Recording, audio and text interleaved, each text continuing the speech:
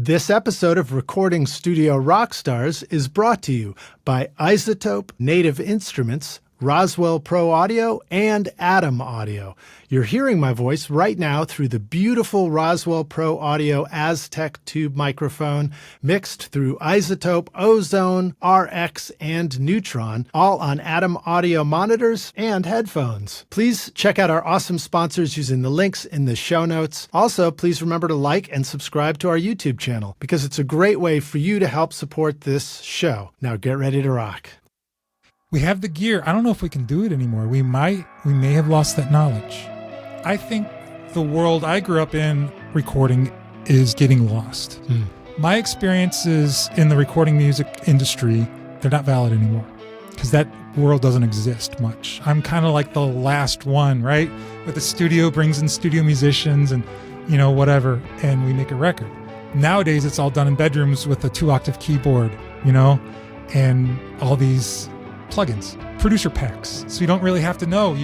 I don't know how to get drum tones. I got a CLA plugin, does it all for me, right? A lot of this knowledge is being erased. It worries me to death.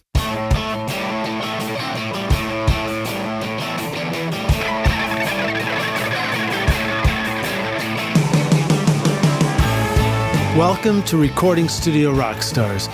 I'm Lij Shaw, and this is the podcast created to help you become a rock star of the recording studio.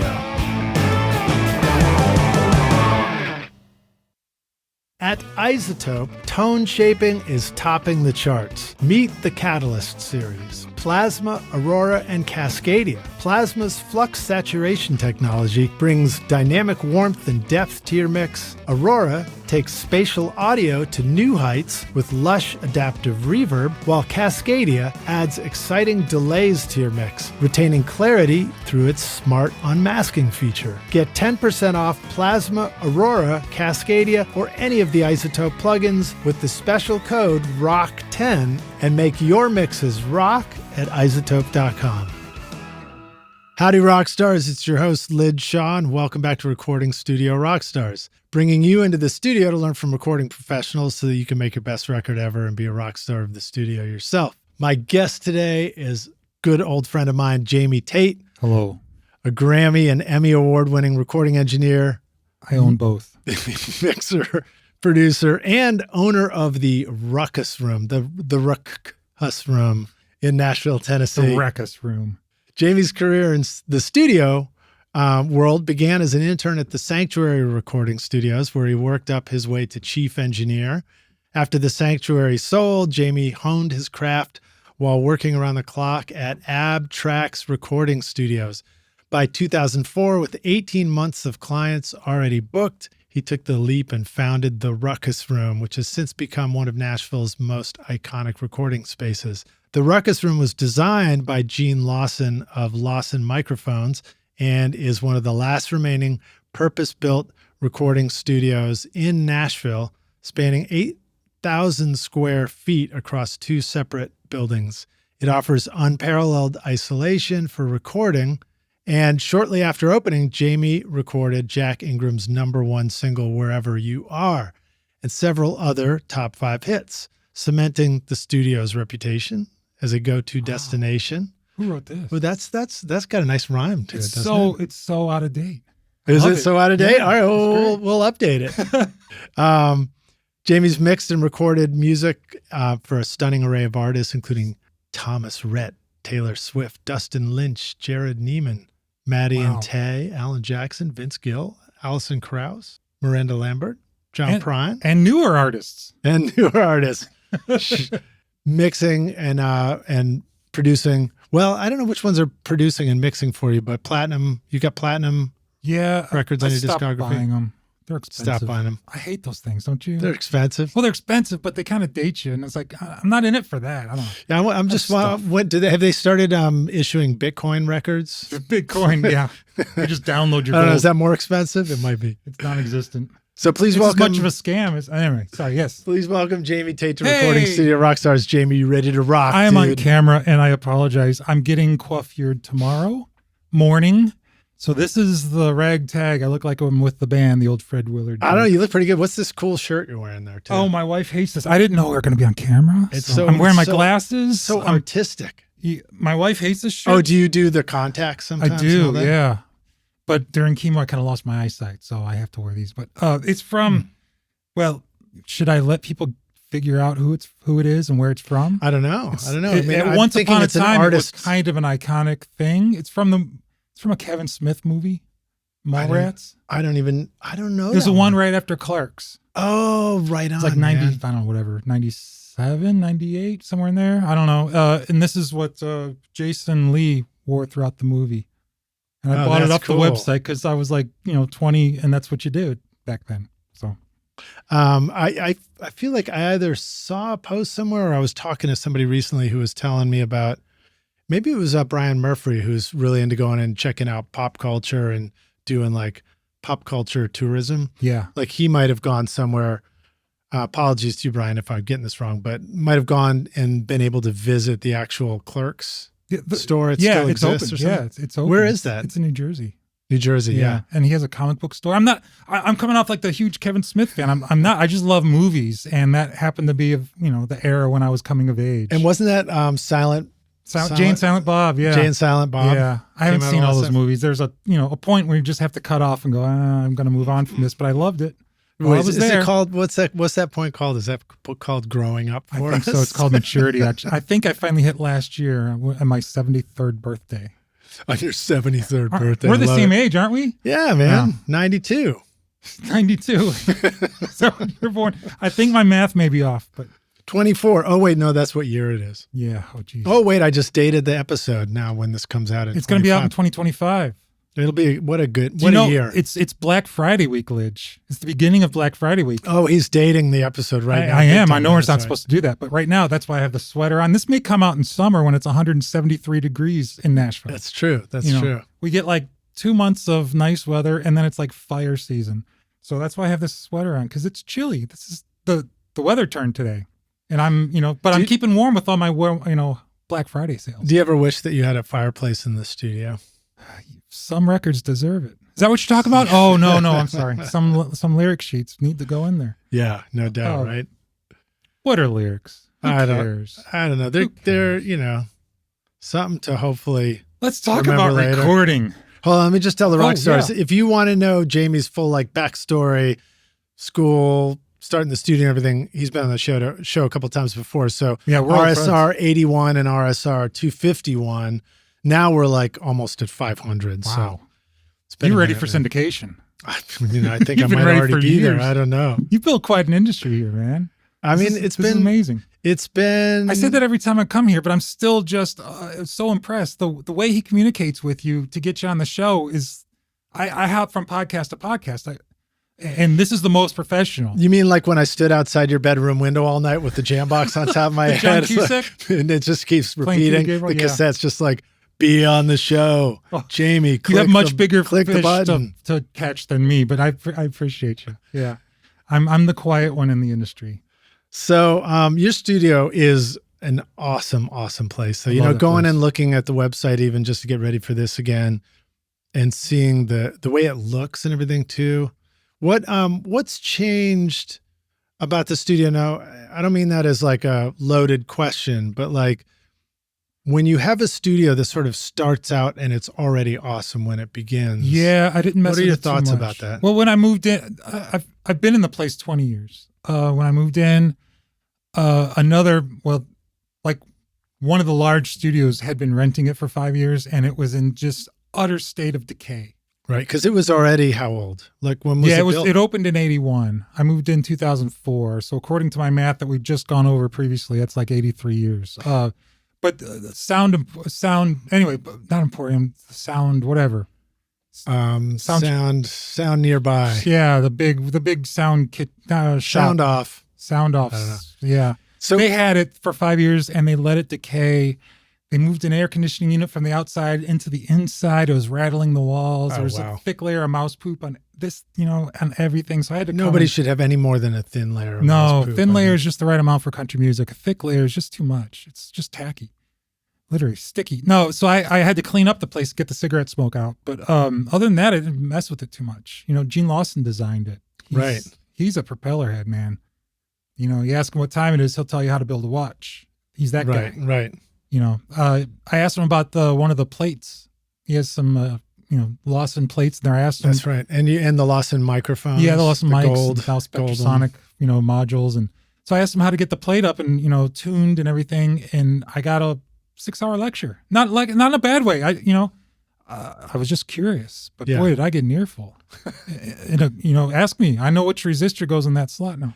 So do you think, it's almost like if the studio opened in 81, might be a weird thought, but my thought was like, oh, thank goodness that it probably borrowed from 70s studio design. It looked like it. Rather than like borrowing from 80s studio design going to 90s or something. But in the best way of the 70s, it was that dark brown wood that got you those thick, warm tones. Yeah. Not the dead dark brown sounds of the 70s, the more lively dark brown sounds of the 70s. And I say that with complete love.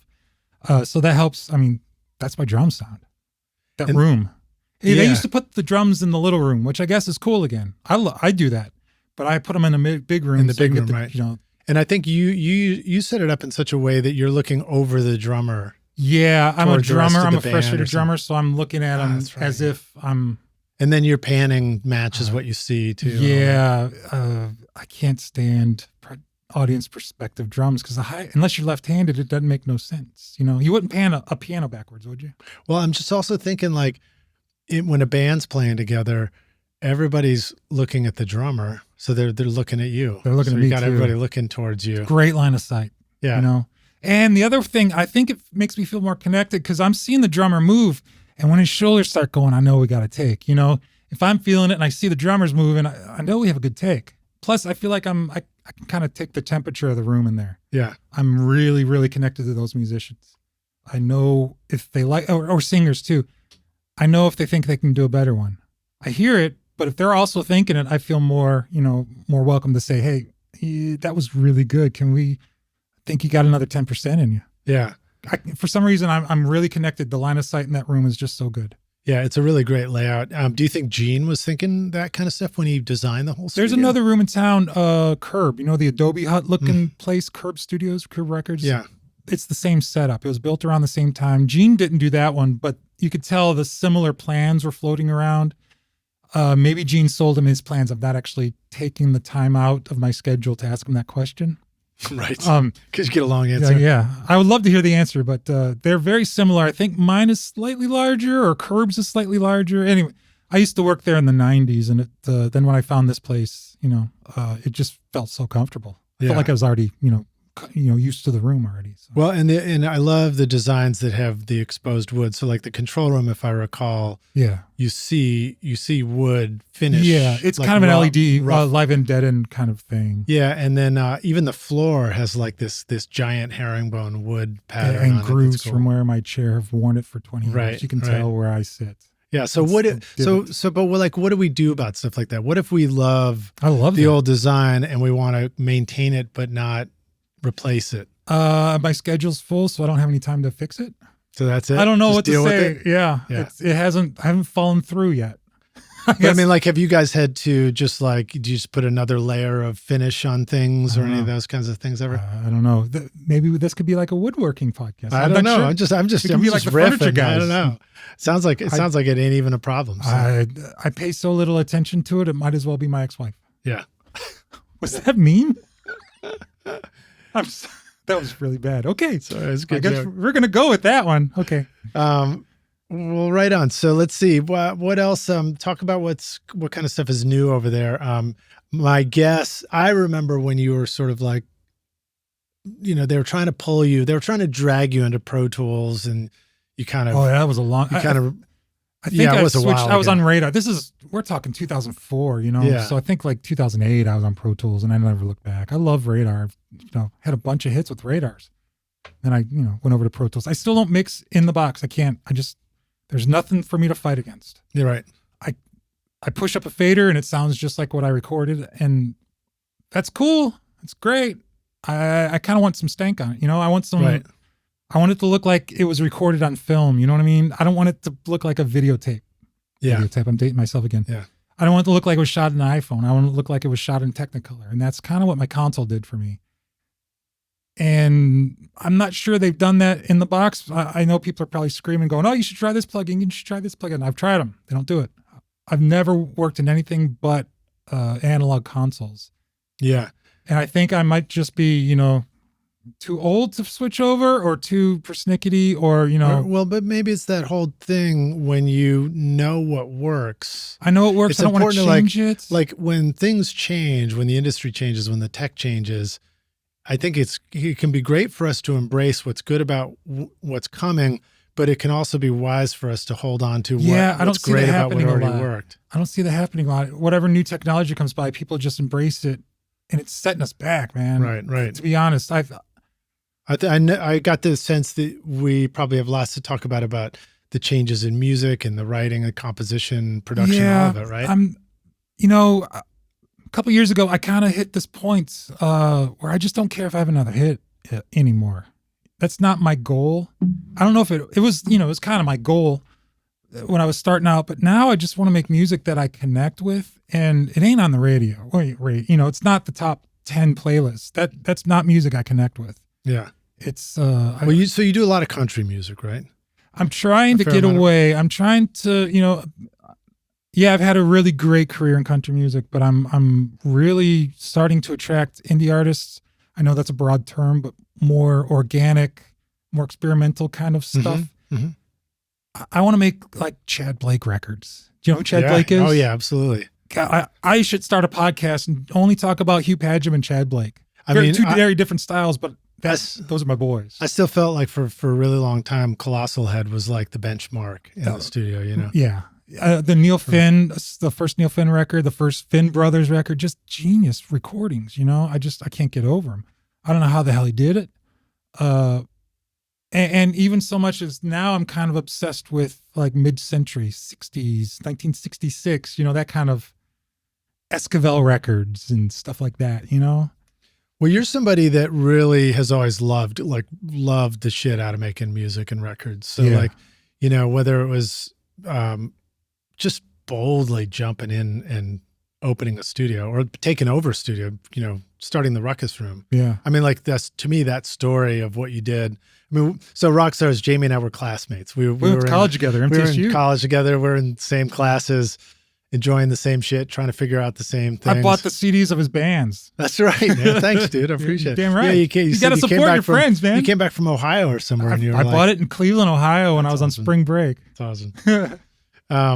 And then, so when you see a friend from school who like jumps in and does a really big, bold move, like purchasing or taking over the lease on, or however you did it, a massive studio, opening a recording studio after the music industry crashed. Yeah. And it wasn't like, because I and many other people would understand this idea of like, jumping in slowly, one step at a time, home studio first, build it and grow it from there. And you did this really bold move. And I already had the clients. I think I would have lost my clients if I went the home studio route. Right. Right. So I was just looking back, I realized how fortunate I was. Like I hooked up with the right people and it just all worked out. Yeah. Of course, my enthusiasm was like at a constant 100%, never ending enthusiasm for recording. My like loads of laundry would not get done because I was in the studio. Well, right? Remember those days? Absolutely. You're still living them. I mean, I'm kind of still living it. Now, I will be honest that starting the video aspect of this podcast just reignited. Oh, good. Excitement for me about the whole thing, because it just took the work that I was doing for an audio podcast and multiplied it times 10. Oh, good. More work for you. Yeah, more work. Still the same money though. Awesome. Exactly. But but it just makes it fun, I mean, I don't think we'd be doing any of this stuff if we weren't motivated by the excitement of absolutely right. The medium. And it's not money. My motivation has never been money or making a hit record. It was just being the best damn engineer anybody could possibly be. I mean, to be honest with you, that was my goal since 6th grade. I want to be the best recording engineer like anyone. It was possible for anyone to be. And I don't remember having too much of a take other than our mutual, personalities when we were in school and we hadn't done anything yet. Yeah. But when I came back many years later and brought the artist Ryan Humbert and we worked together again and then you mixed, that's the moment where I caught a glimpse of like how good you had gotten at what you were doing. See, I wish I could remix it because every 5 years I want to remix everything I've ever done. Does your style completely change every 5 years? Totally, man, totally. And it's a weird combo where like, you know things you would do different, and then you also hear old things and you're like, how did I get that sound with that when I didn't have these tools then? How did I get that sound? Yeah, I need to go back to doing that. That was cool. That caught my ear. Yeah, the zeitgeist right now is kind of strange. Of course, take it from my perspective. I was in corporate country music. Yeah. If there's a deeper level of hell, I'm not sure what it is, but I've been there for 30 years, nonstop, working 6 days a week, for 30 years in corporate country. And correct me where I'm wrong, but when we started our careers, that corporate country music was still like maybe high level recording technique and full bands playing and everything. And as the career evolved, there's an element of like programmed bro country and things like that maybe has changed it's pushed me away. I don't mean to sound like I don't evolve, because I do. My taste in music is so much more eclectic now than it ever has been in my life. Mm-hmm. I listen to anything. And that was me in high school. If I found a record with a cool cover, I would buy it and listen to it and study it. I'm that way, but with a much wider genre of music.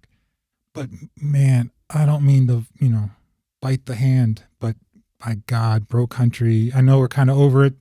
They don't call it that anymore, but it's still bro country. Yeah. Is there any worse music that's ever been made? And I don't even know. It's because to me that evokes a writing style, but I'm also thinking about a production style. Like, and it's a mix between the elements of you got a sub in the trunk of your car and hip hop. Every genre is a subset of hip hop now. You know what I mean? Maybe not Americana. Americana is where all the cool shit's happening. That's where I'm moving. Big flabby kick drums and, long beards and stuff. But yeah, bro country, man. Modern country music is, everybody uses the same little palette. A tiny little restricted same palette. 808s, the same lyrics. You can have a dartboard with 7 lines on it. Throw a dart. The same 7 lyrics that 7 lines that everybody uses for their songs. Throw a dart. You could write a song that way with the same 808s and finger snaps and whatever. Hyper compress the vocal and you got a bro country song. So success has nothing to do with music quality or writing quality. It's all about the celebrity now, and that's just really wearing me out. Native Instruments introduces the new Complete 15 bundle featuring Contact 8, offering versatile synths, sampled instruments, and innovative effects. Perfect for creating everything from emotional scores to dance floor grooves. Contact 8 includes exciting new creative tools like chords and phrases for inspiration, the Leap tool for dynamic looping, and Conflux, a hybrid instrument blending organic and synth sounds. The Complete 15 bundle also includes updated Massive X and Guitar Rig 7 Pro and AI-enhanced Isotope Ozone 11. Use the code ROCK10 for 10% off at nativeinstruments.com. What's the stylistic difference in music production in the country world that exists now, or that you've seen between male music and female artists, male artists and female? Is it still similar production stuff? No, because the female artists are so much more interesting and adventurous. The male artists are, can I say boring? You can say whatever you want. Okay, you're making it's my career. I'm kinds of music.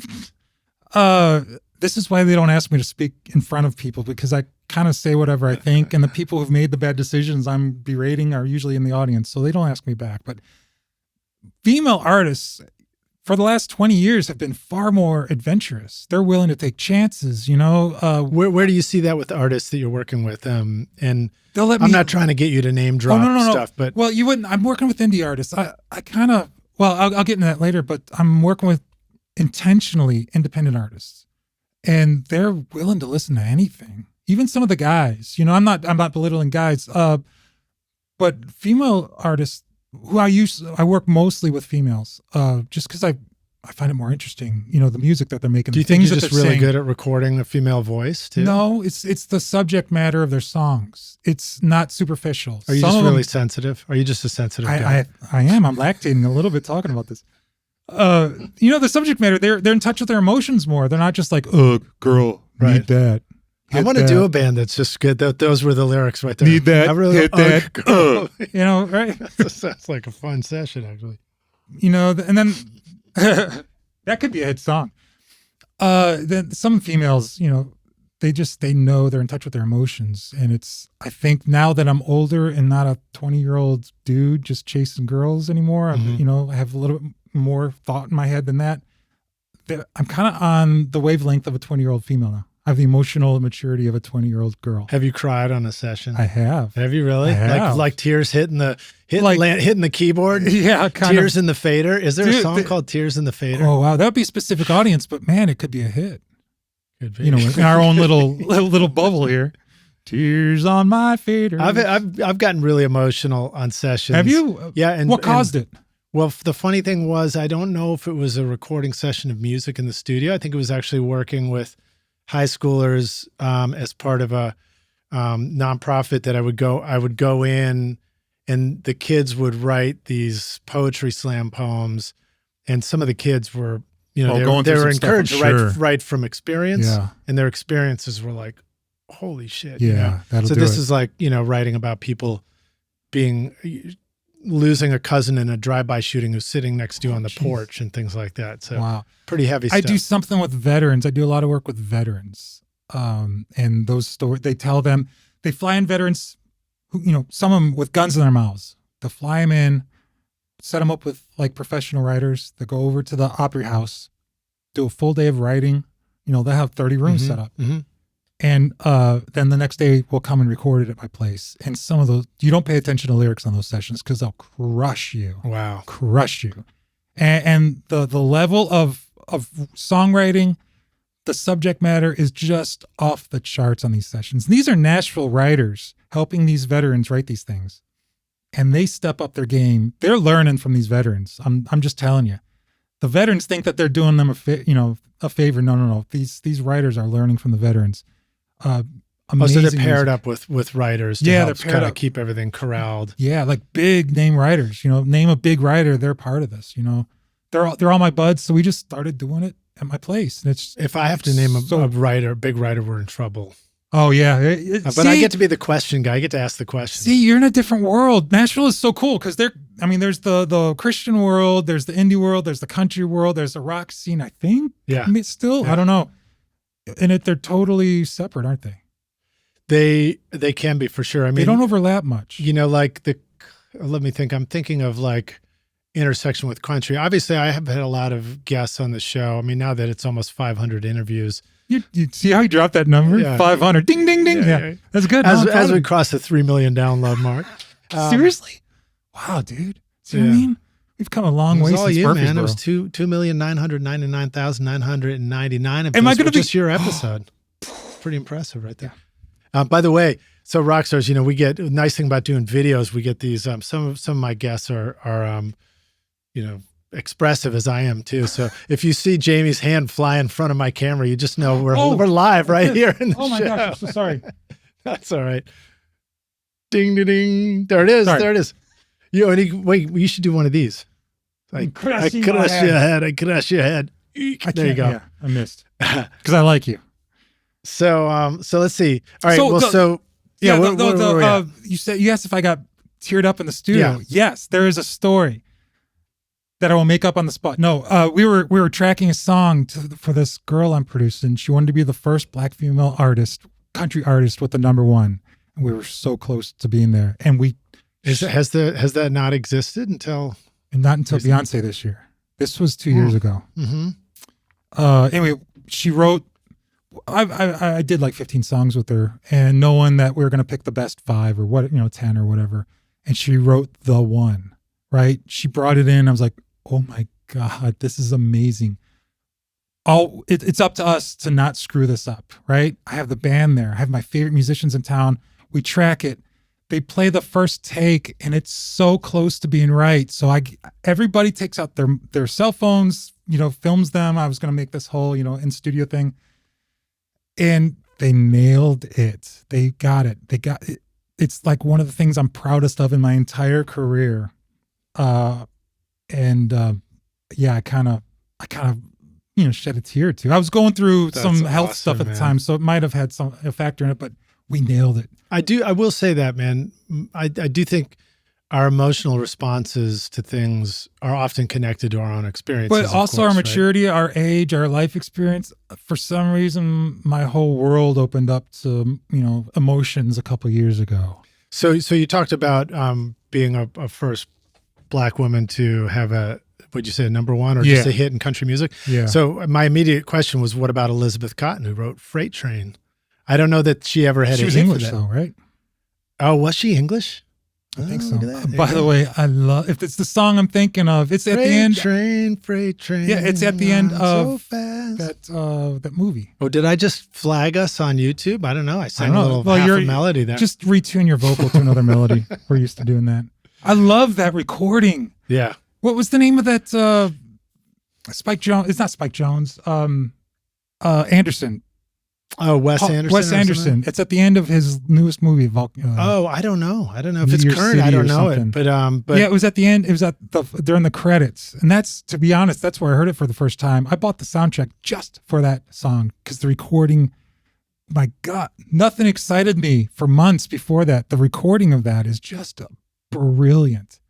Didn't sound American though. It sounds like an old rockabilly song. Was it was it an actual original recording that was used in the end of the film? Or did I mean it's vintage. It's it's 70 years old, 60 years old. But it wanted to sound like Elvis, wanted to sound like Sun Records, but it didn't. It sounded more like a Zombies record.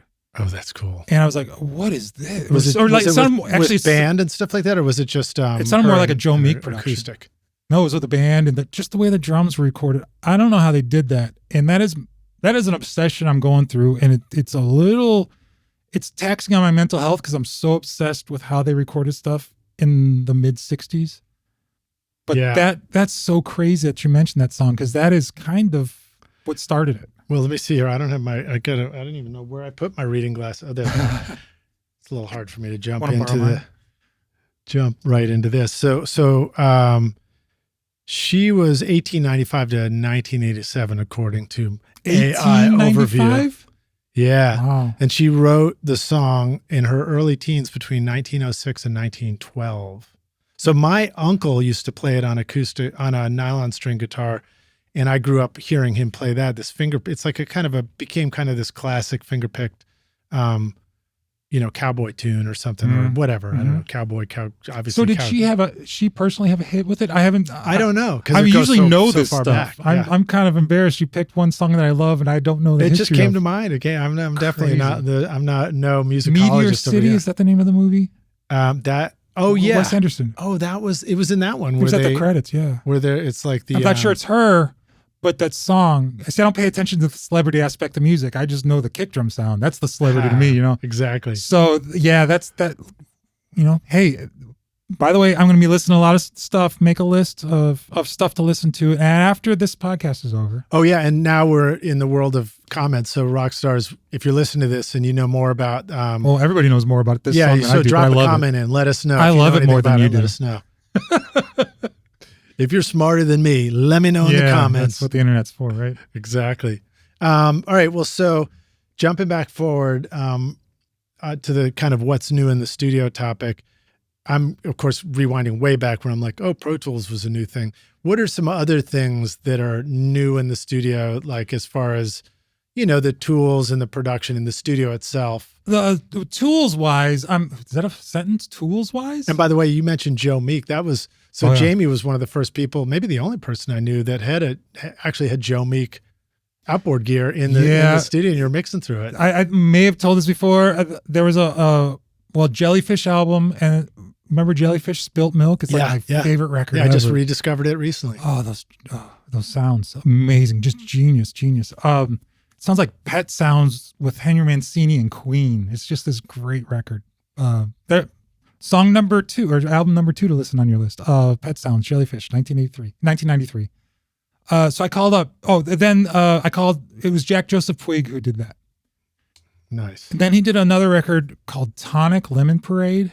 The band was Tonic. The album was Lemon Parade. They had the song called Open Your Eyes. Open up your eyes. That's the wrong key, but I can't hit the right key. So I called him. This is 1994, 5, 6, somewhere in there.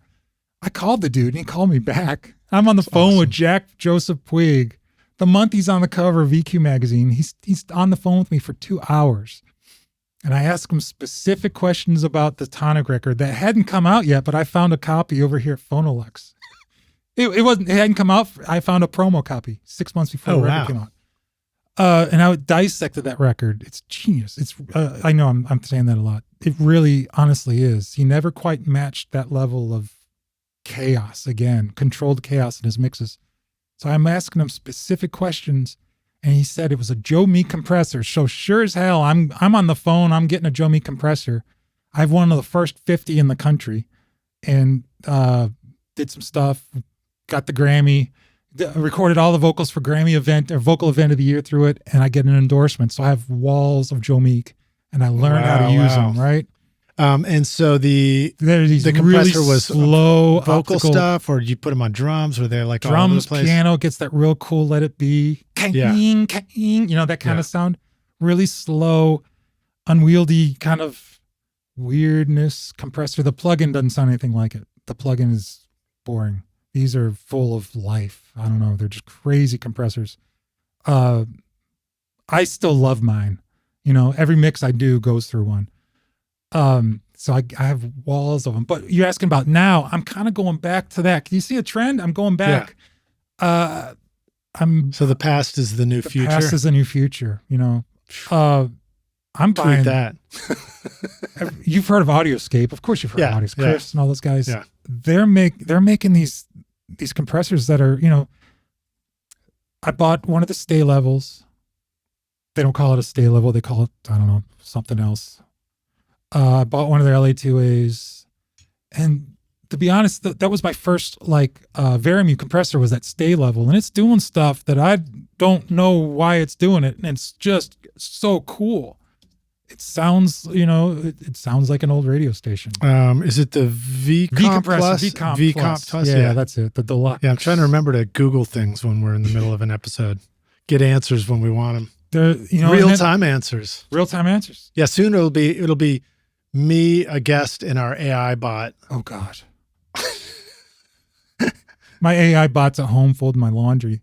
I didn't have time to do since 1995. Right. Do you have any other stuff? My AI bot is at home polishing my platinum, Easy. my Bitcoin record. My Bitcoin platinum records. Apologies to all the AI bots out there. Yeah. We don't want to hurt your feeling. I'm kind of going there. I have a, Fairchild 660 on order. I'm going back to that stuff. Nice, man. If I could find a tube console, I would buy it. I want it to be 1966 so bad that it hurts me. Yeah. So part of that is having it's a good reminder to us too. So part of it is discovering what we like. Then it's okay, what does that sound like? Then it's okay, what tools actually get us some of those sounds so that we can assemble the right toolbox and start making those sounds. There's this great documentary on Rush. I'm not a huge Rush fan, but I really loved the guys. And after you watch this Beyond the Lighted Stage, I think it's called, it's this documentary, it came out a few years ago. You fall in love with the guys.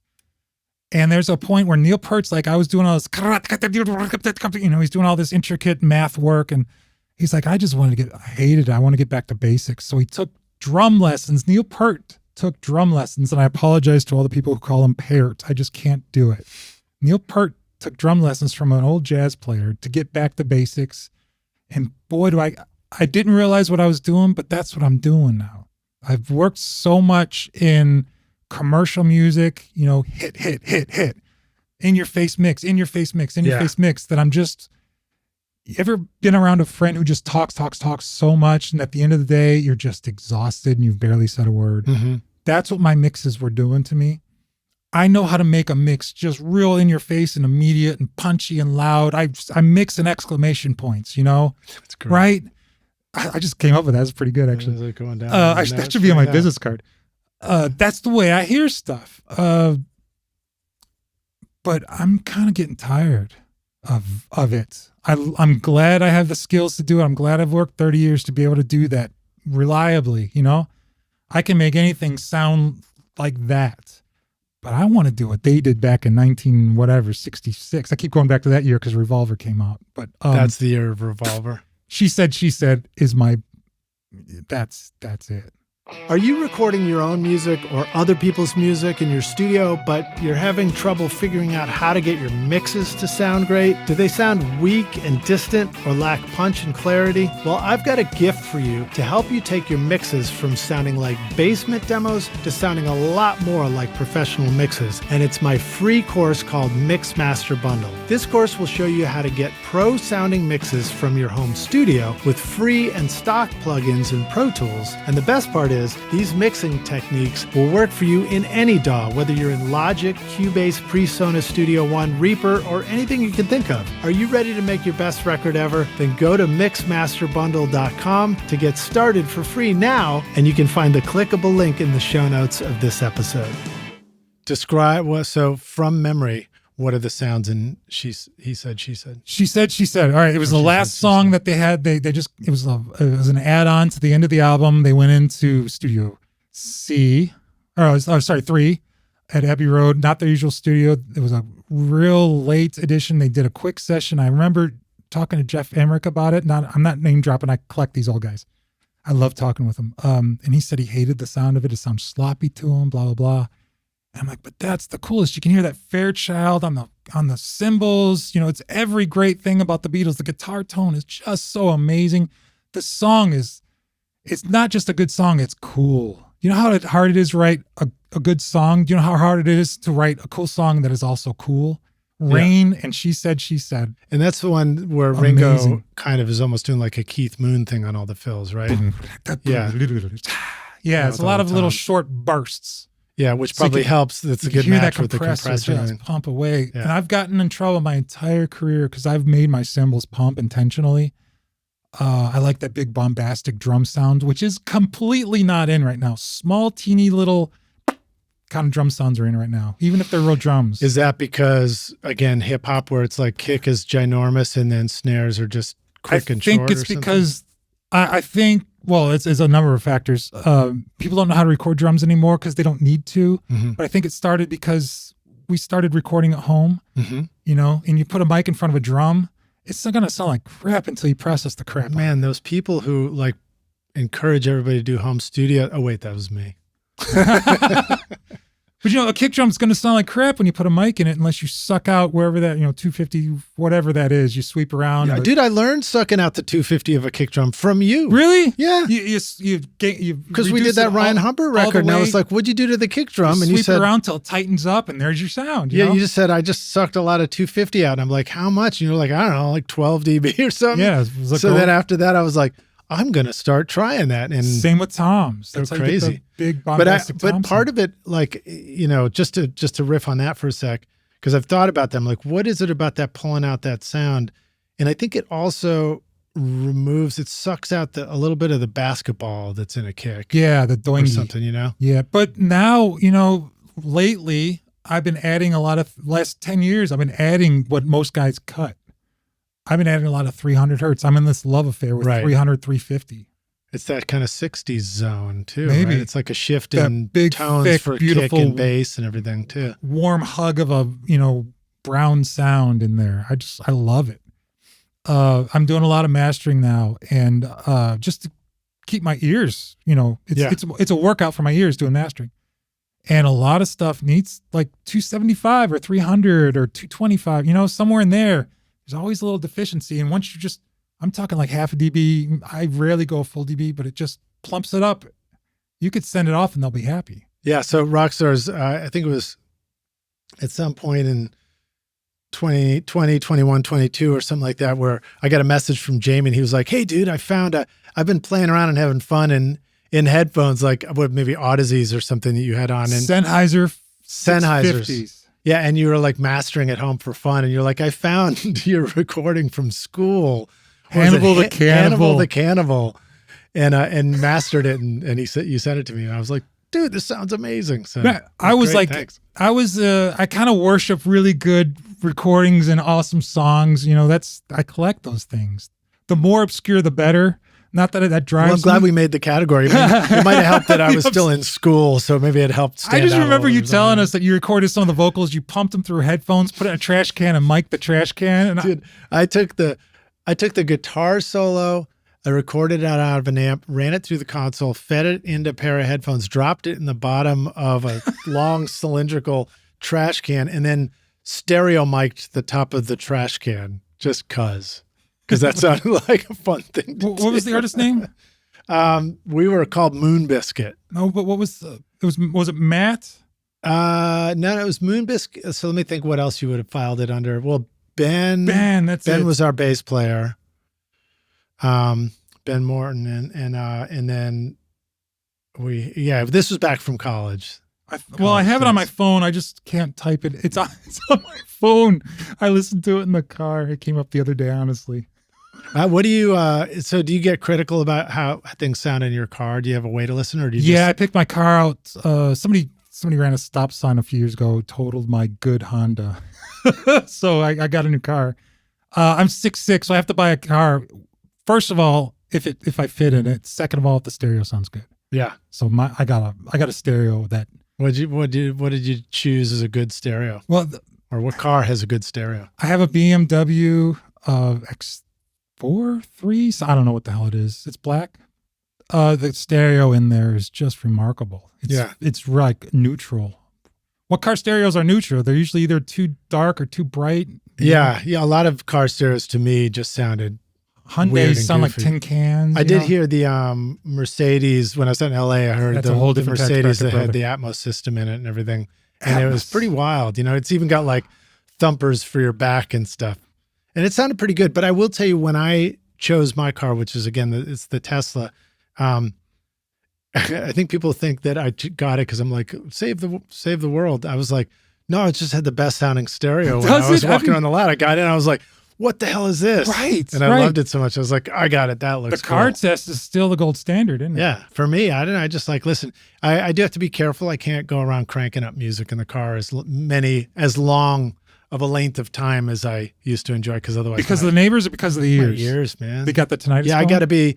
Well, I just have to be. I've learned, like, as I get older, I have to be very selective about. I'm like, okay, I've got a short it's a special window. treat, isn't it? Yeah, I've got a short window for loud. Got to do loud, but I can't push that boundary. It's like drinking. I can't, can't push. If I know if I do even a hint of what I used to, I'll be miserable and hungover for a couple of days. Yeah. So. I've learned, so I'm there again, I'm not name dropping, but when I was young, around college age, 94 or something, Bob Clearmountain was in a studio I was wiring. He was out at Sound Kitchen. I was wiring one room, he was in the other room. Or was it Sound Kitchen? Hell, I don't know. But he was in there and he was mixing a Toto record. And it was so quiet. You could fart and cover up the sound. And I did. You could also clear the control room. I could clear the control room. Yeah, that's good. So I asked him, why do you mix Mr. Clearmountain? Right. And he told me, Bob Clearmountain's talking to me, much less answering my questions. He told me everything sounds great loud. You got it balanced when you're really quiet. Man, it's going to sound rocking when you're loud. Yeah. That's not quite true, but you learn how to do, there's a few little hurdles to that. But once you get the hang of it, which I did early in my career, I learned how to listen very, very quietly and make everything happen for me. That was the thing I noticed when we were doing the Ryan Humbert record as I walk in the control room. Frustratingly low, isn't it? Yeah. And then I was like, what's that all about? So then I got curious. And I also noticed that you had things sounding really good. I think one of the challenges for me up until recently, and for many people, is most control rooms aren't quiet enough to do that in. Yeah. But I have the fan for my console is slightly sharper than an F sharp, and it drives me nuts. It's always out of tune. What's it doing in the control room? Well, it's out in the hallway, but the door's open to let some cooler air in. Yeah. So it's always going, and I find that I need something to work off of. like when my studio manager vacuums, Right. I get a lot of work done when there's a vacuum running in the room and I'm listening. You're sort of quiet. like balancing against and competing. If I can't hear it while that vacuum's running or my fan's going, you can't hear it in the mix. So that's why my mixes get really, really tightly compacted, so I don't have to compress them as much. My litmus test for this podcast for a long time was like, I need to try and find a way to record and mix so that if I put it on speakerphone on the iPhone and then you're running water in the kitchen, you can still hear everything. That's you don't lose your road don't noise lose does the voices. same thing, which is why I think the car test is kind of still valid. And then for me, the test on this would be turning while driving, being able to turn the podcast down really low. Yeah. So it's not like loud to listen to, but you don't miss a word. Yeah. You had every time I've listened, you always have these things sounding great. Thanks. Well, again, and then part of the challenge was like, all right, if I'm going to go to video, I don't want to lower the bar on the audio. So how do I do that? Yeah. Are you doing all your same processing with video? Well, so the Pro Tools can't handle video files in that way. So unless the video is completely finished and then you're in there, it can do it. But and I'm not convinced it doesn't struggle a little bit, at least my system. But Reaper, oddly enough, surprisingly, handles video files and audio files. So I think I can do the mixing, still cut between video and you hear me, Rockstars.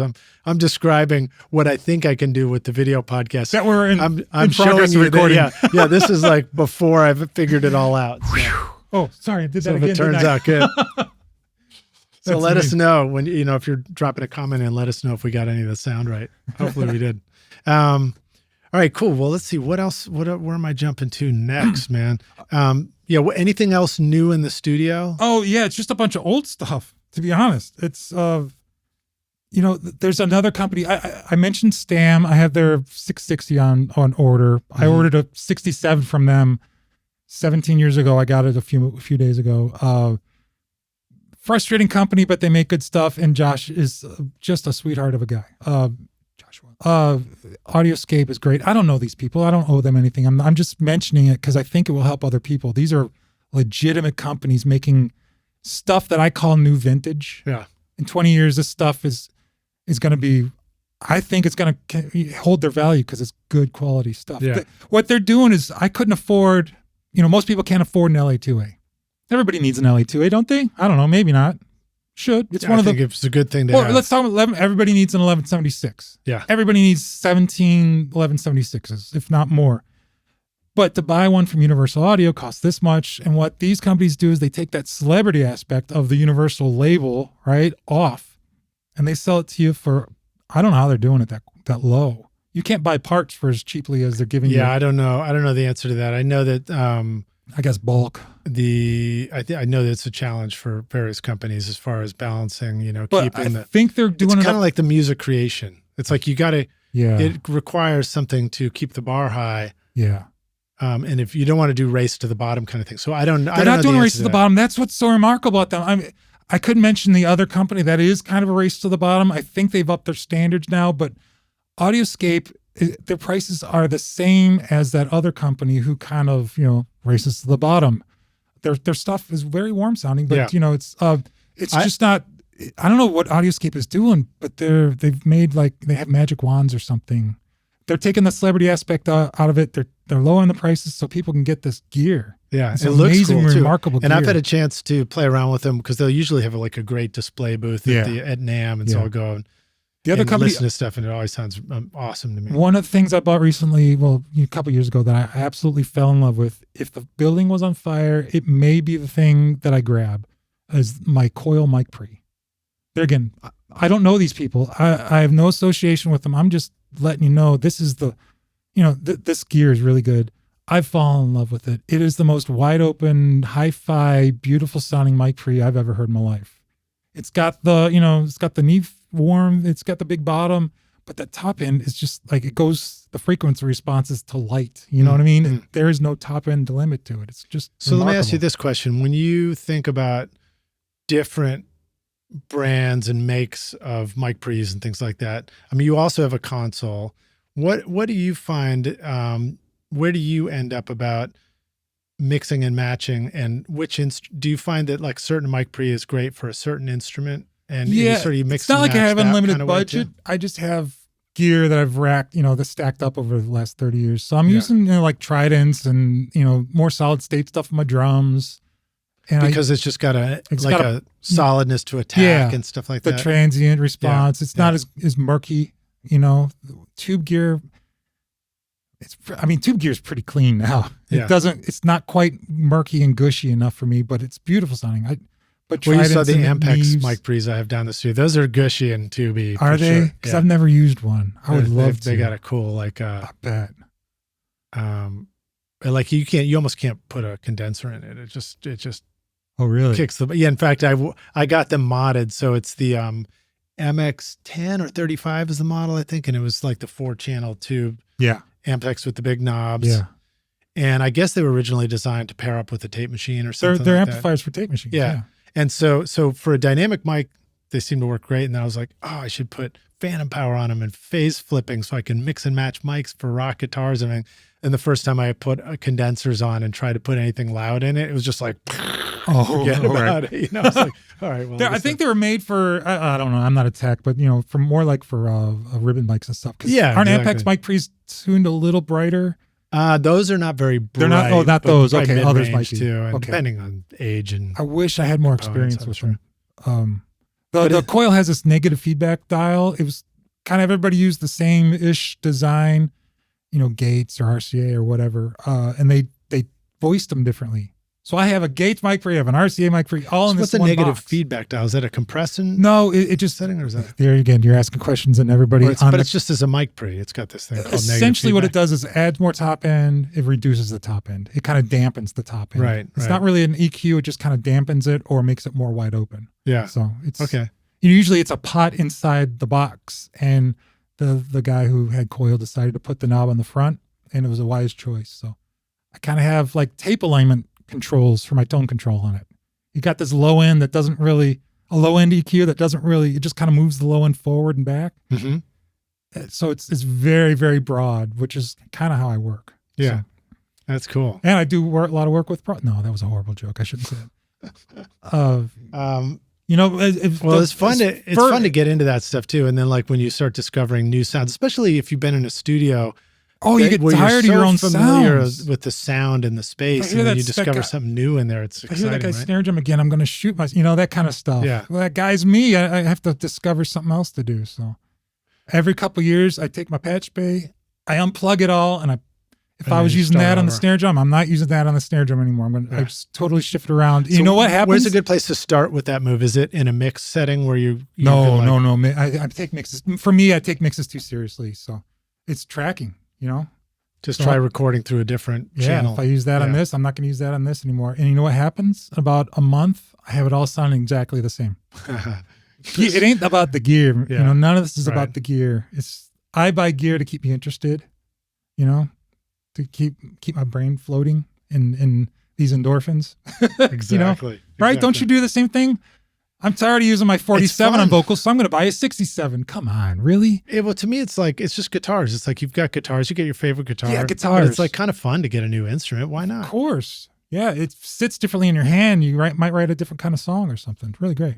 iZotope is truly amazing for mixing and mastering your music, like the new iZotope Plasma plugin featuring flux saturation, which helps you sculpt the harmonics in your sound, enhancing the excitement and clarity of your tracks and mixes. And Ozone, with its built-in mastering assistant, helps you analyze your mix, suggesting all the settings you need for a professionally mastered result based on your chosen style of music and EQ curve, or reference a specific song if you want. Ozone features sophisticated yet simple modules like clarity and impact, low-end focus, stabilizer, imager, exciter, and spectral shaping, along with powerful dynamic EQ, compression, and limiting, allowing you to adjust the settings to your taste so it sounds incredible. And with the magic of master rebalance, you can even manipulate the vocal, bass, and drums separately at the mastering stage. Use the code ROCK10 to get 10% off Plasma, Ozone, RX, or any of the fantastic plugins at iZotope.com.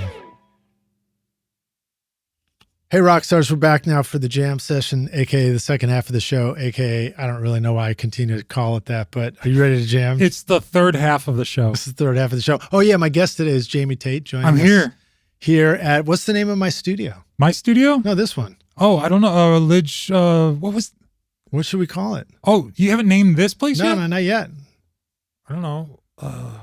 Rockstars, if you can think of one, drop it in the comments. I'm usually really good at We this. tried naming it Podzilla and Pod Damn It. Pod Damn It's good. But finally one day I was like, I should search, and of course they're both gone. Yeah, all the good puns are taken, right? All of them, yeah. So if you think of a better one, let us know. Well, so what's like what else is new for you? Any new artists or bands you've been working with that you really there's a band about? This is a cool story. My studio manager, who is also a great bass player, Cedric Israel, lovely guy. I'm very fortunate to have him. He lives in Hermitage. He was at the old Pizza Hut in Hermitage, which is now a bar. And he was just there listening. There were three guys on stage, and they were blowing him away. And he's looking around going, what is this? Am I getting punked? Where's that Ashton guy? He's like, these guys, they're putting on a stadium show in an old Pizza Hut that, was a Dollar Tree, and then it was an insurance company, and now it's a bar, And he's like, what's going on? So he talked to him. He brought him in. They live in Asheville, North Carolina. Is that North Carolina? Yeah. A lot of good musicians and music. Yeah, there's quite a scene there for some. Have you ever been to Asheville? Yeah. Have you gotten a chance to visit Echo Mountain Studios? No. I've heard of it, though. You'd like it. I've seen it in the magazines. You would like it. Or the websites, or the social media posts, however you see stuff nowadays. Anyway, so he brought him in. We talked, and I got it. I totally get it. It's three guys. Each one could be a solo artist, right? But they've come together. They've tried the solo thing. It didn't, nothing quite caught on.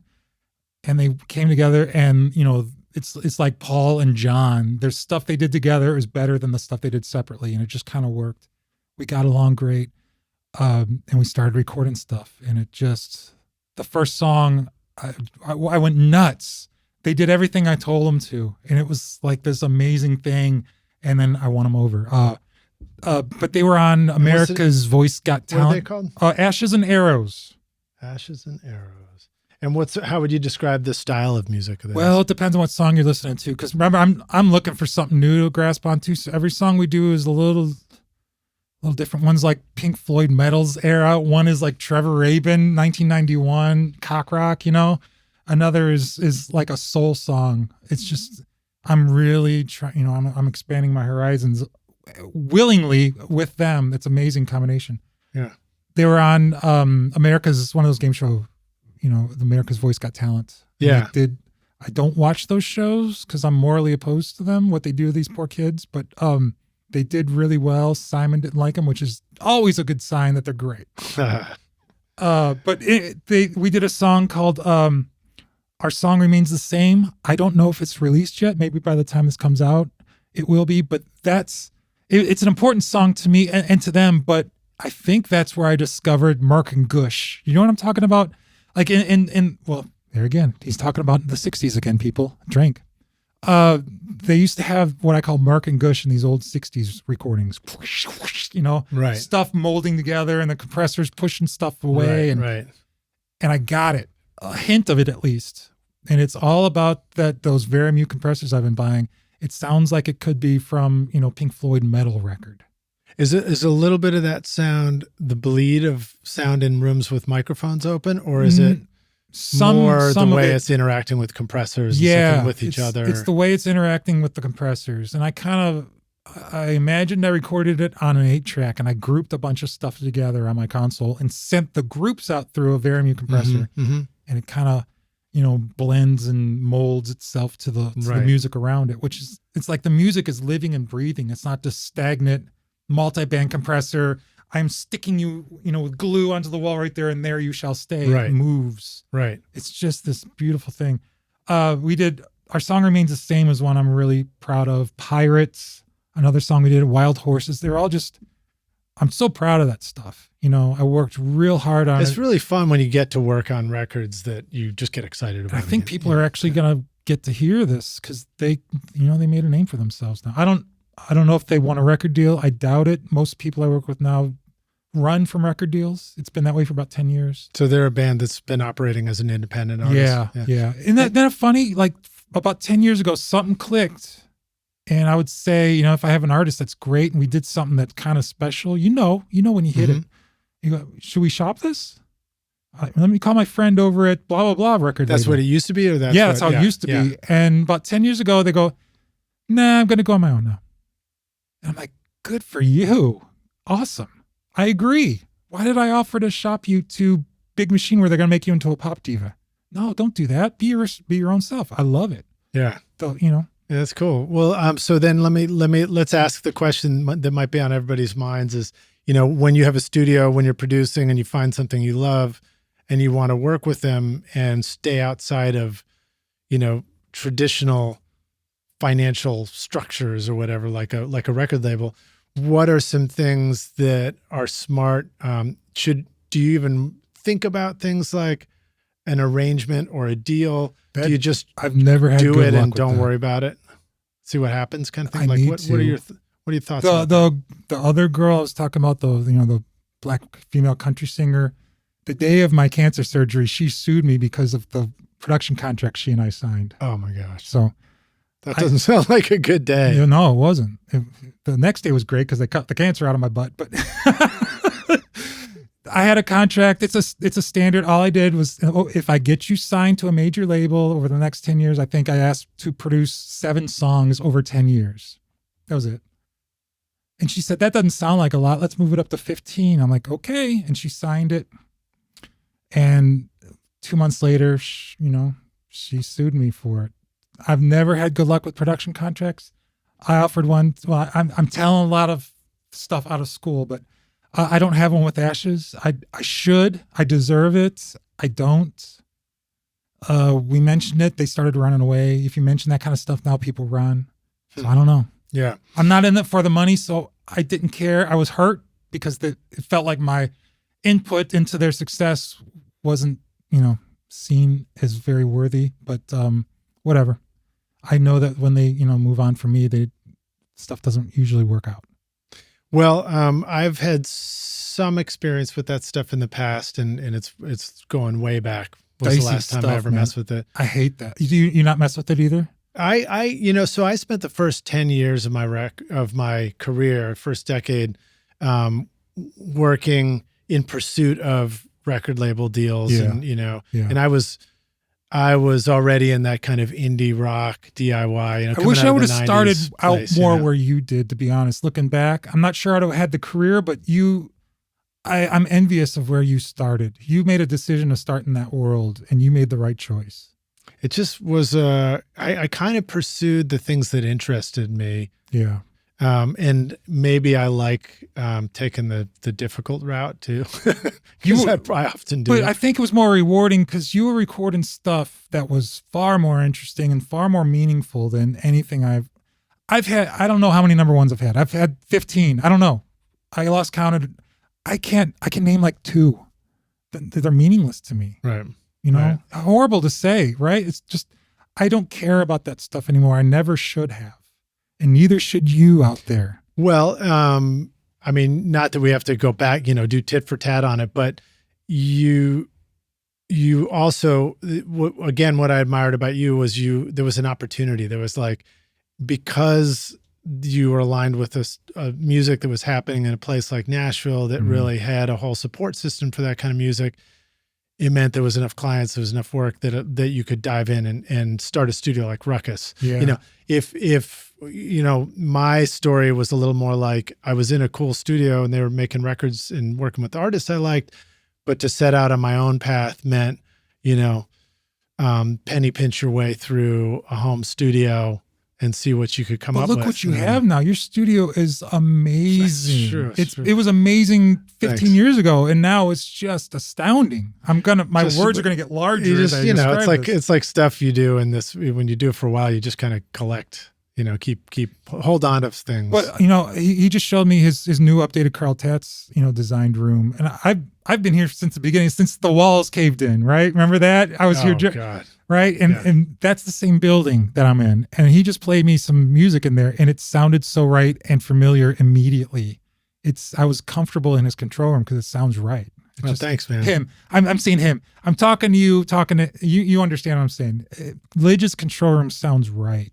It's gorgeous. Well, Carl did amazing. Yeah, you must have gotten the deal because I know how much he charges. You know, but and I think it helped a little bit. He also commented that he was surprised how well it turned out. Yeah.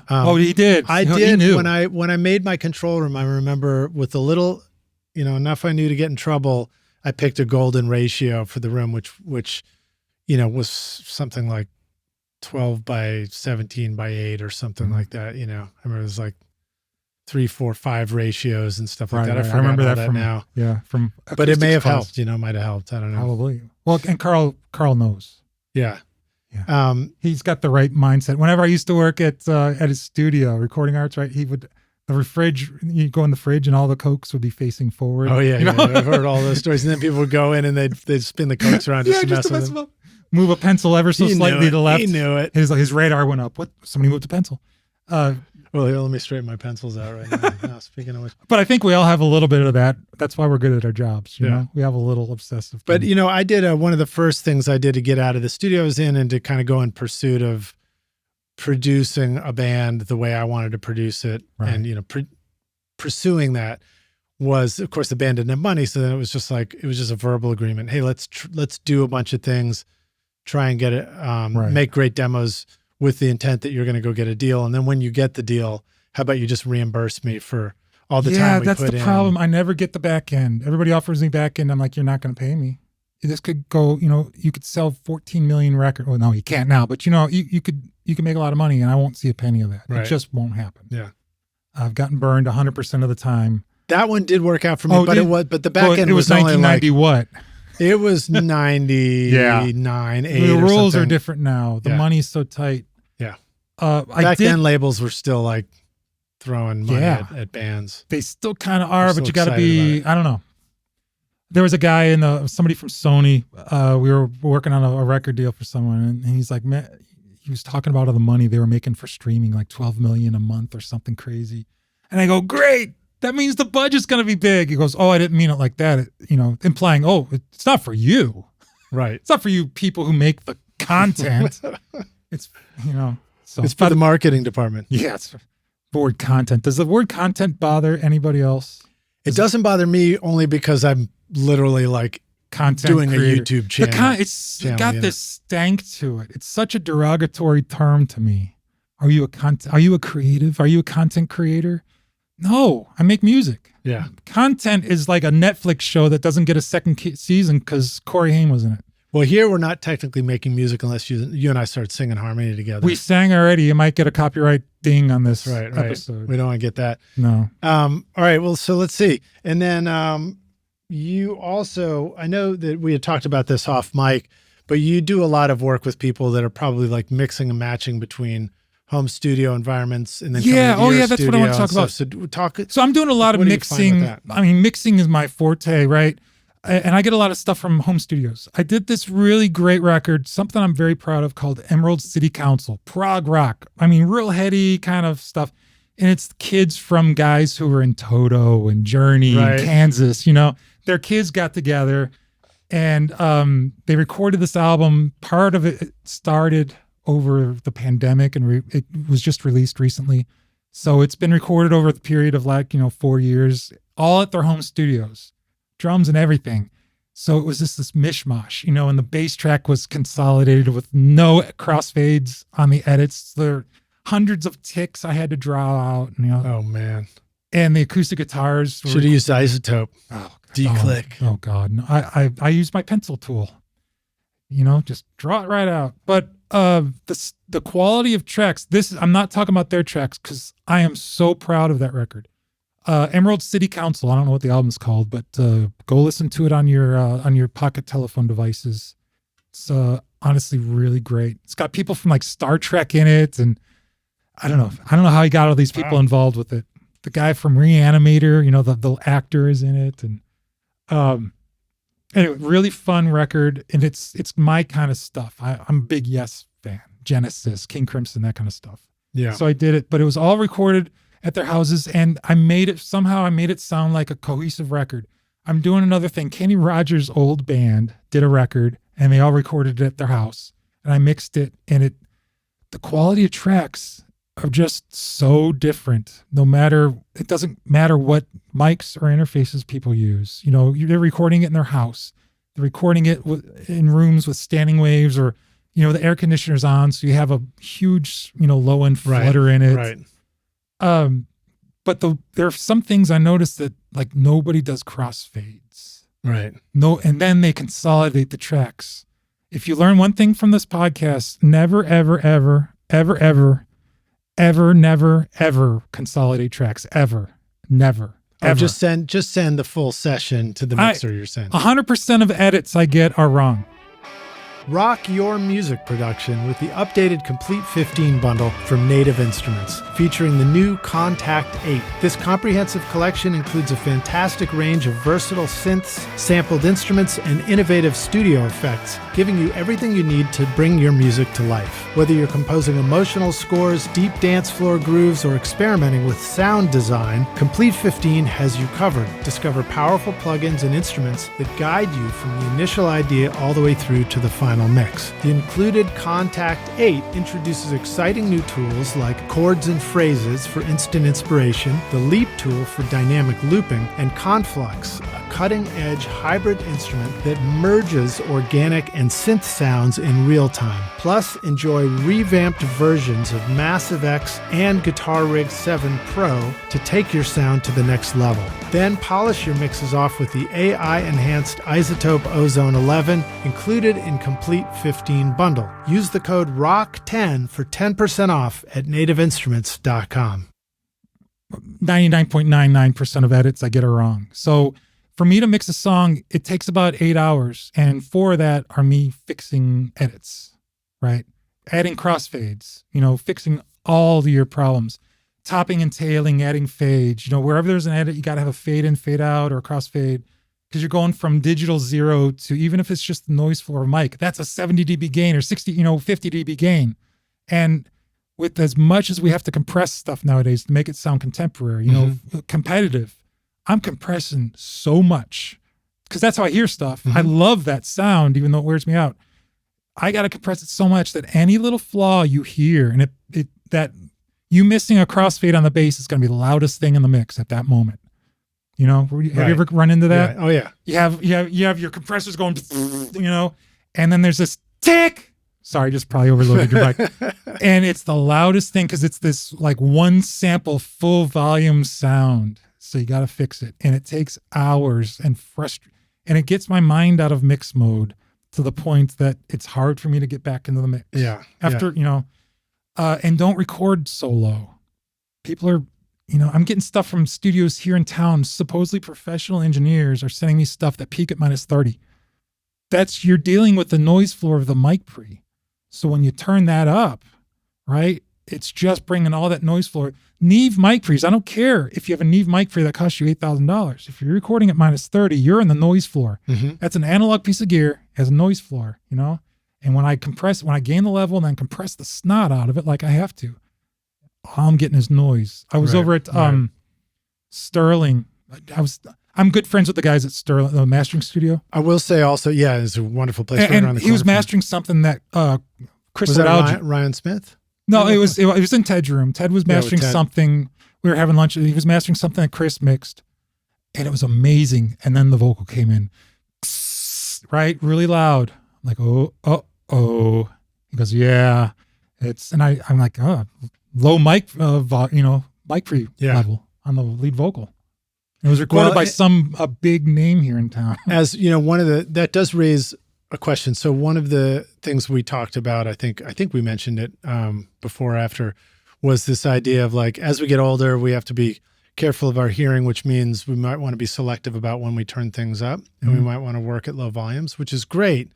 But that's one of those areas where you need to turn it up. I find you need to turn stuff up sometimes to check it and check your work and make sure that you're not recording with that noise. Because when it's turned down on playback, you might can not tell notice because it's, I mean, your mic frees it, you know, it needs another 30 dB or 25 dB of gain. That's like several clicks up. Yeah. So the mic pre is sitting there stewing in its own self noise. You think it's also signal chains that people are dialing in wrong? It's Like just where they're the using mic mic preset and too low. compressor? No, there's mic preset too low. Are they using a compressor too? No, they don't. These are interfaces that the people have at home. You can't. I see. You know, and these, I don't care if you use a Neve mic pre or the interface mic pre. It's you're floating in noise. Do you have a suggestion for people to, where the meter might want to land when you're recording?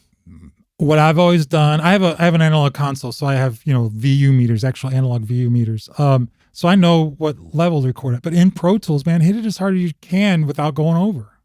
I don't know why people are so scared. I have overs in all my stuff. Would you find that universal for everything? What about drums? Because don't sometimes the transients happen a little faster? But you can catch those. My snare drum usually peaks around -0 or -1, -2. Yeah. That's, I don't know. They don't go over. Yeah. Vocals, I'm usually peaking around -3. Just give myself a little cushion. But you need the level to get up there, because I'm gonna have thick part of the green line, and I can't see colors, but just really look at the peaks. Make sure the meter should be wiggling, and you shouldn't have to plump up your waveforms to see them. Right. I get tracks, they look blank. Seriously, these are full band recordings recorded at -30. I don't know how they're monitoring. Their faders must be jacked up all the way, all the time. Yeah. I'm not sure. So when you plump them up, you're hearing dither noise and stuff at the end, the little chop off, the anti-aliasing kind of crap. I feel like for us, as far as since some of these sometimes feel like an amorphous zone that we're supposed to be landing in, I think part of the answer is if we know where our volume knob is when we're listening to a finished record loud. Yeah, but that's a lot of mastering. We're tracking, right? Then mastering has happened. So then when we're tracking, we should assume that we're going to turn our volume up a lot more than that, or a significant I'm talking the individual more. tracks, Right, but my point, I'm trying to get there. Oh, So then that's where our monitors are for playback, and then our faders should be in that 0 fader zone, not boosted up a bunch to hear things.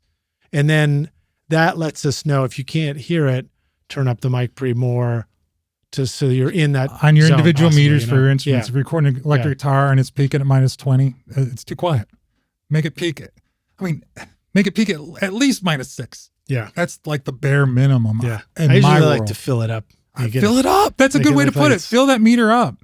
You ever zoom in on a picture, right? Your mom takes a picture and she's taking a portrait of you, and you get to see your head, your shirt, your feet, the floor, the 5 feet, the ceiling, you're this tiny little pixel and then you have to in the middle. Then you have to zoom in. You know how you look terrible. all pixelated? You look like you're an animated character. That's what it sounds like. So use that visual representation. Fill your meters, because I'm going to have to increase the hell out of that volume. And you're going to hear all this mechanical digital junk. Fill your meters, Rockstars. Fill your meters.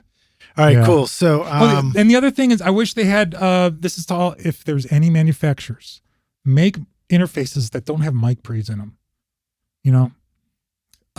People are buying mic preamps, and then what are they doing? They're plugging them into their, into a mic preamp. Yeah, their Blackline mic preamp.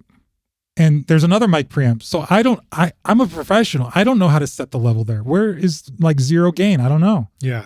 So give us a line input that doesn't go through a damn mic preamp. Because all the line level, they just pad the mic pre, don't they? Yeah, that's what I want an input without a pot on it. I don't want any level adjustment. Let me use my mic pre, or at least give us an option out there in the market. If I want an 8-channel mic pre or 2-channel mic interface, give me an option. This one has mic pre's, this one does not. Mm-hmm. Give me 2 XLR inputs so I can use my own. Mm-hmm. That would be a really good idea. Universal Audio, you hit listening. Blackline, you're listening. I think they came out with something similar, but I don't know. Maybe they should. That would certainly solve a lot of problems. Well, I think you're right that mic pre's started showing up in interfaces because more often than not, people didn't have a mic pre.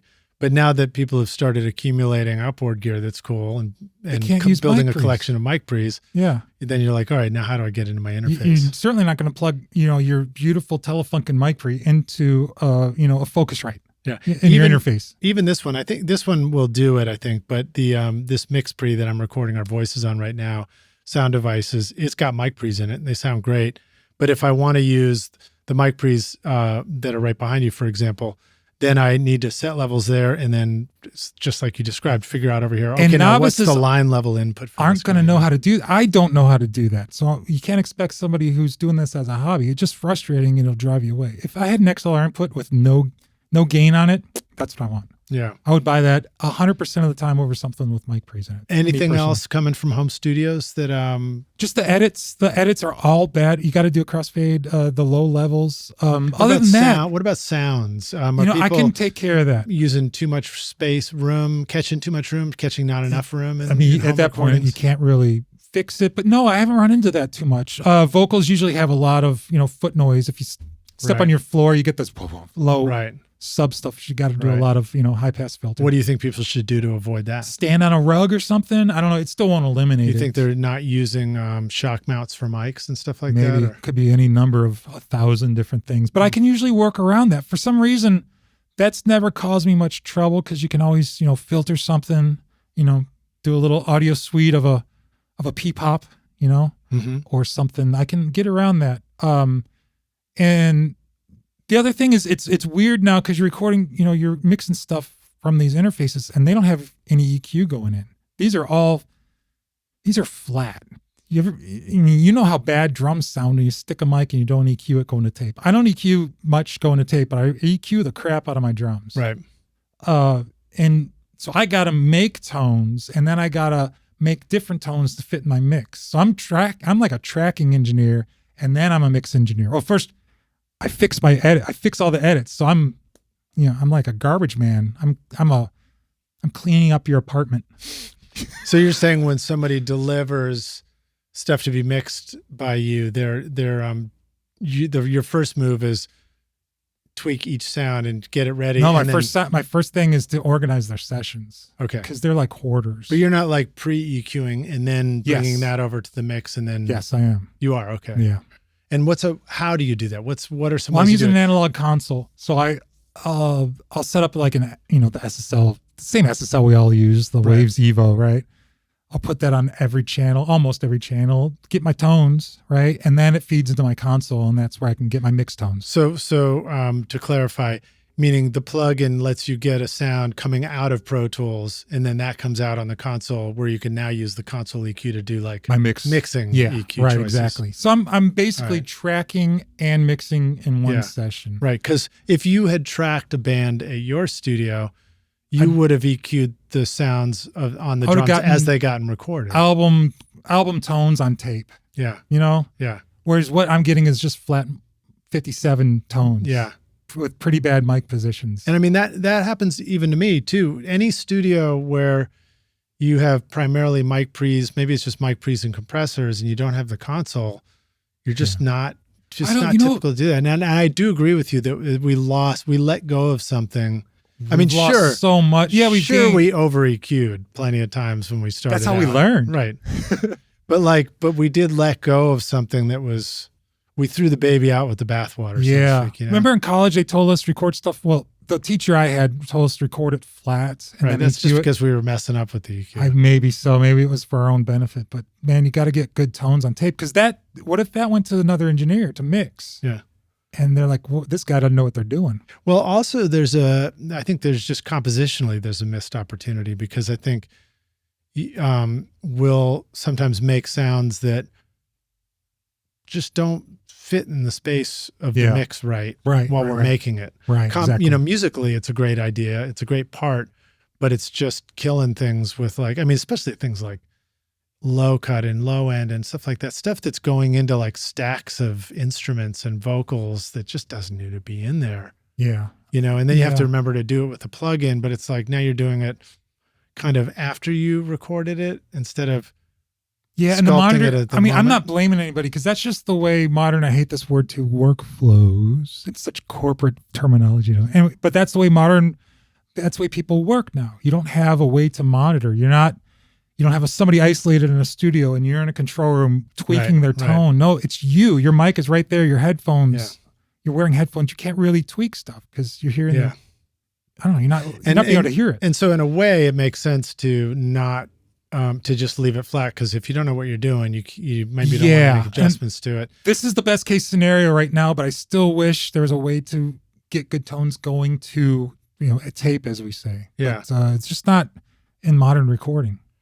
But then on the other hand, I also think that recording lots of things in flat informs our production choices on a certain level too. Maybe if it's just a vocal, if it's just somebody recording their vocal and I always record vocals flat. If it's different, but I mean, like, if we're making all these arrangement choices based on hearing things that don't have that sparkle or life, or right, exactly, then that probably affects our production. If you want a real mid-rangey kind of piano and it's not mid-rangey and biting yet, well, it's not going to sound as important, and you're going to add other stuff on top of it. That's going to, when I mix it and I get that pointy piano tone going that drives the track, all that other stuff is getting in the way. Right. That's a really good point too. Yeah. Do you think that there's a tendency towards fewer instruments in production? No, it's that the other comes from too much thickness in the sounds. There again, I'm coming from corporate country, and I rarely have a track that's under 150 tracks. They kitchen sink the crap out of stuff. Yeah. Pop production is additive, whereas I want to get into the other way. I want to have a kick, snare, and a guitar, and every sound counts. Yeah. I can make stuff sound so much bigger. I want to make Paul McCartney's first solo record for the rest of my career. How often do you have people bringing you productions that are very sample-based versus I don't do that. You just don't do that. Yeah, that's not me. I can't work on pop music. I don't like... It's okay to not like pop music. I feel like people put a stank on me because I just absolutely... I hate it. I hate sample-programmed music. It's not for me. Together, playing music together. It's soulless. It's like listening to a robot, Yeah. There's my Midwestern accent. Hear that? Robot. Did you? Watch you lost your Midwest. From the robots. Robot. It's a band of robots. Well, I'm more East Coast, actually. I grew up in Brooklyn and Massachusetts and stuff. Missouri. But my mom's side of the family is from St. the Louis. Midwest, and then I went to St. Louis for college. Oh, okay. So still a second home for me. Yeah. So I do get offers to mix pop music and stuff. I'm not their guy. I don't want them to be disappointed, and I don't want to. I don't think my instincts go to that genre because it's not my world. Do you feel like the time that you've spent watching YouTube videos, trying out mix tricks, and tweaking version after version of your mixes has gotten you nowhere? Have you been looking for more of a simple and straightforward step-by-step process for creating a pro mix that won't take years to learn? What if you could have a Grammy-winning mix engineer who understood all of your struggles and could coach you through them? If you struggle with any of these questions, then the Ultimate Mixing Masterclass is just for you. Now you can discover the proven step-by-step mixing system from Grammy-winning mix engineer Craig Alvin for consistently creating a pro-quality mix in your home studio that will sound great everywhere. Listen to this quote from one of our students, David. That was absolutely the most helpful and informative block of information and mentoring on the mixing process that I have ever been a part of. That was like sitting behind a mix engineer for years, watching and picking up pro tips along the way, condensed into a 6 to 7 hour session. Look, I'm so confident that this will help you take your mixes to the next level, that if you can't get a killer mix in 30 days, I'll give you a refund, no questions asked. So if you're ready to take your mixes to Grammy-winning quality, then go to ultimatemixingmasterclass.com and start now by checking out the free preview of the Ultimate Snare Mixing Trick. And hopefully I'll see you in the front row of the Grammys. So when you're not in the studio, one of the things that you've created, which we probably talked about this last time, so we don't have to go too deep into it, but you made a beautiful listening space for yourself at home. You've got like a whole wall of vinyl records and a great turntable system. And it's not so much, hey, let's geek out on what you set up, as much as talk a little bit about like listening in a space where you don't have any ability to make any changes to the music, and so you're just a listener. Oh, you got to let go. Being in a space where you're in it, where everything you're supposed to do next is make a change to something in the control room. Remind me, I want to go into something there. You got to let go. When you do a mix, You got to let it heal. I can't listen to it for about 2 weeks. And then you listen to it again. You're like, why was I tweaking that? That sounds perfect. Right. You know, the thing that was bothering you, it disappears. So I have the speakers that came from Ted Jensen's mastering room. He used them for 25 years. They're beautiful. B&W 80. That's your home system? Yeah. 802s. They're the big guys. The 801s are the smaller ones. 802s are the big ones, I think. That's what I have at home. They're Do those have the turkey drumstick on top for the tweeter? Yeah, but kind of all of them do. But these are the original, the non-diamond tweeter. They changed the tweeters. They kind of are harsh, but I got the good ones. I know I hate to be that guy, but it really is a make or break kind of change. And where did they come from again? Ted Jensen's mastering room up in New York. Sterling. And now here he is here. He's here. And when they moved, my wife called him and I hear you're selling a bunch of your stuff. And he goes, yeah, you want the speakers? Oh, I see. Oh, so you. I was up there. I was up in New York when they were packing stuff up, and it was like the most perfect listening experience. Oh, right, because they worked with a designer now, so they've got a whole set. Yeah, they have. I mean, he has amazing speakers now. Yeah. So I built it into a home theater. I got the whole Atmos thing going on, and oh, really? The height cool, ceiling. Man. We were just talking high about channels that. And yeah. So I have that going on, but honestly, most of the time I'm listening on my Sennheisers. Plugged into my computer with what is that sound? What is that EQ? Oh, sound reference. Soundworks or something. Soundworks. That's it. Yeah. Mass drop Sennheiser 6XX, $200. Sonarworks. Yeah. Sonarworks. That's it. Sound with reference Sonarworks set to 650s on my Mac laptop. That's how I do about 100% of my listening. Awesome. And I've never been happier. It's been that way for 10 years, and I still haven't gone cold on it because it's right. Yeah. When you listen, do you have any preference for? Do you put on a record and listen through the whole record? Do you hop around from song to song? No, I'll put something on my turntable and I'll listen to it all the way through. You know, I like that. Well, that you just described headphones in the laptop, though. What about in that? Oh, the laptop. Yeah, sure. Most of the time I'm listening, to music on my iTunes library. I'm old school. I have stuff on my hard drive. But still just listen to a whole album. Yeah, but because the stuff I'm listening to, I just discovered, what's that Stevie Wonder album? I like 3 days ago, I got it. Songs in the Key of Life. Yeah. Jesus, dude, pace yourself, right? It's a double album, and every song is like a new genre he discovered. It's just, where'd this guy come from? I mean, that's from outer space. If anybody made a record like that now, I'm not sure people would understand it. It's genius. I know there's like the 17th time I've said that, but if it's not genius, it's pretty close to it. It's just remarkable. I have a friend who, which leads me to something else. I have a friend who works in the vaults. And he floated me a flat transfer of the tapes. So I'm currently working on a Jamie Tate remaster of that, just for myself. Right on. Just for me, because I have quite a library of stuff that I've mastered from the flat tapes. That's how I keep my ears. That's my workout. When I'm not mixing, I'm probably EQing flat transfers of classic records. Right. So you're not remixing, you're mastering. Yeah. All the mixes are sacred to me. Yeah. The mix is a performance. Going back to Jellyfish Spilt Milk, nobody can remix that record. It's a performance, right? That's why those Beatles remixes are falling flat, because they're wrong. It's like, the new Muppets, when Jim Henson died, Muppets sound wrong now, don't they? I don't know. I have kids. All the Muppets sound wrong except for like Miss Piggy. And you mean the voices? The voices. Oh yeah, right. And that's the way those Beatles remixes sound like. It's like Meg Ryan after plastic surgery. She went from a 9.5 to a 4. You know what I mean? That's so sexist. You understand what I'm saying. That was horrible. Why did I say that?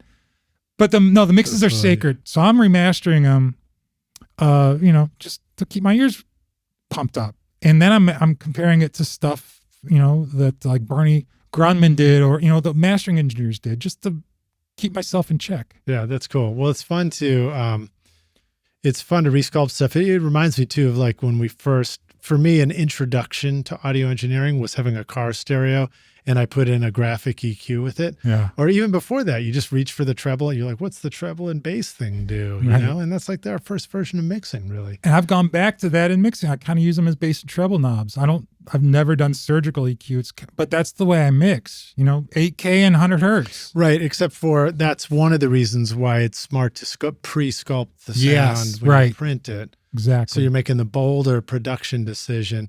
because bold sound choices, you're talking about the piano that's going like dink and got the attack on it. That's a choice if you can make it at the production, that's a good place to make it. It's one of the reasons why I get really excited about having a great compressor in the studio. Like that, you're sitting next to my Empirical Labs pumps. These guys are new. They're not in the studio right now just because they look so cool right here in the back of the video. And I'm not in the studio, so I can take them back down with me. But also I'm gonna take them with me. the distressors, I have the C610 Spectra 1964 compressors in there too. All of those, when you record stuff, I need more EQs now after this conversation too. But when you record stuff through all this stuff and you make a bold choice and then you print it that way, now it's become a production decision so that when you go to the mix, you're hopefully doing. Well, it's got that personality built in, right? You're just enhancing instead of changing. It's right? More. Think of it like a special effect. That's the way I see like my Joe Me compressors. They're not a compressor. They're not holding down your level. They're a special effect. They're adding gank to it. It's like a guitar pedal. That's what you're doing to that. If you punch up 6K or 3 kilohertz on a piano and then run it through a Fairchild, that's a character. Yeah. And so like I guess an encouragement there too, Rockstars, is get the outboard gear. Do that if you can. If you can't, and you have a way. I mean, some like Universal Audio will let you put stuff. That's right. On the printing chain, so you're printing that sound and committing it, and you don't have to consolidate. Right, and we can do it in Pro Tools too. I mean, some of the plugins will in DSP mode will. Yeah, they run. In fact, the Arouser from Empirical Labs, that one I use it all the time because it's one of the ones that's in DSP mode when I pull up my plugin. Exactly options. Right, and then it just stays on the mix. I'm just like. There's other ones I'd love to use, but if they don't show up in DSP, I'm like, okay, then it's a choice I'm bringing in later. Yeah. It's technology it's a wonderful thing, but it's like I think it's taken us many steps back in a lot of ways. Have you noticed? This is one thing I've noticed. The new software that comes out, like Pro Tools, will have an update, and look at the list of updates.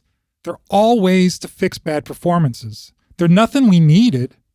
I've gone my whole career without needing a single one of them, but it's always to fix bad performances. That is so sad. It's, I don't know. It makes me sad. Did I mention it makes me sad? Yeah. So what's an example of something that is just to enhance a good performance? I think it's more of a salvage a bad performance. I think that's I mean, like, I'm talking about auto-tune. I'm talking about, all these alignment, Beat Detective. Yeah. I know that's been around for years. I'm not quite in on what the new stuff is, but I looked, recently Avid does their their morning updates. Well, the Audioscape stuff you talked about, great mic pre's, mics, output stuff is about enhancing a good performance rather than fixing a bad one. That's just capturing whatever's in front of me the best I can. But this stuff is all about fixing, fixing bad vocals or bad drum performances or replacing bad drum sounds or fixing this. We're like one software update away from an AI mix button, I mean, the AI stuff's in everywhere. Is it? It's in everywhere. Yeah. Who's asking for this? I don't know, but I feel like, I understand the worries about losing stuff as new tech shows up, but I'm also like, what can we do to, like when Hendrix whips out a wah-wah pedal and uses it on a guitar, who was complaining that it was like, what happened to just playing good tone, or something like that? But that is a good tone. Right. But that's what I'm saying. Like, but AI is making it for us. That's my problem. Only if you use it that way. If there's going to be probably, hopefully, stuff that'll allow us to do new things that are interesting, like stem separation. I don't want that. The mix is there. The mix is done. I'm not trying. It's not to improve a mix, but like, what ways would it be? Can you make something new that you couldn't make before? That's what I'm getting at. And I don't know what the answer is yet. Yeah, maybe. I can tell you a use case that I was like, oh, that's super helpful. There was a we were doing acoustic and voice demos, and I threw it in there, and I was just like, hey, take the voice out, and it was like, and it was just the acoustic was left, and I was like, oh, that's amazing, or vice versa. Okay, so I had that recently. I was working with this actress, right? Very well-known actress, and she was doing her album, and she wanted to do the piano and vocal at the same time. Great, awesome, we did it. I mixed it. It sounded great. 2 weeks later, she sends me my own tracks back with the voice erased from the piano track and the piano erased from the voice track. Mixed it again. I'm like, what happened to my tracks? First of all, they sounded all chirpy. It was very suspicious sounding. It sounded inhuman. Yeah. This live recording of my beautiful piano, and it was chirpy, and it sounded like it was generative AI, right? It probably didn't do a good job. So I mixed. Well, he was using all the latest. One of her Hollywood friends did it.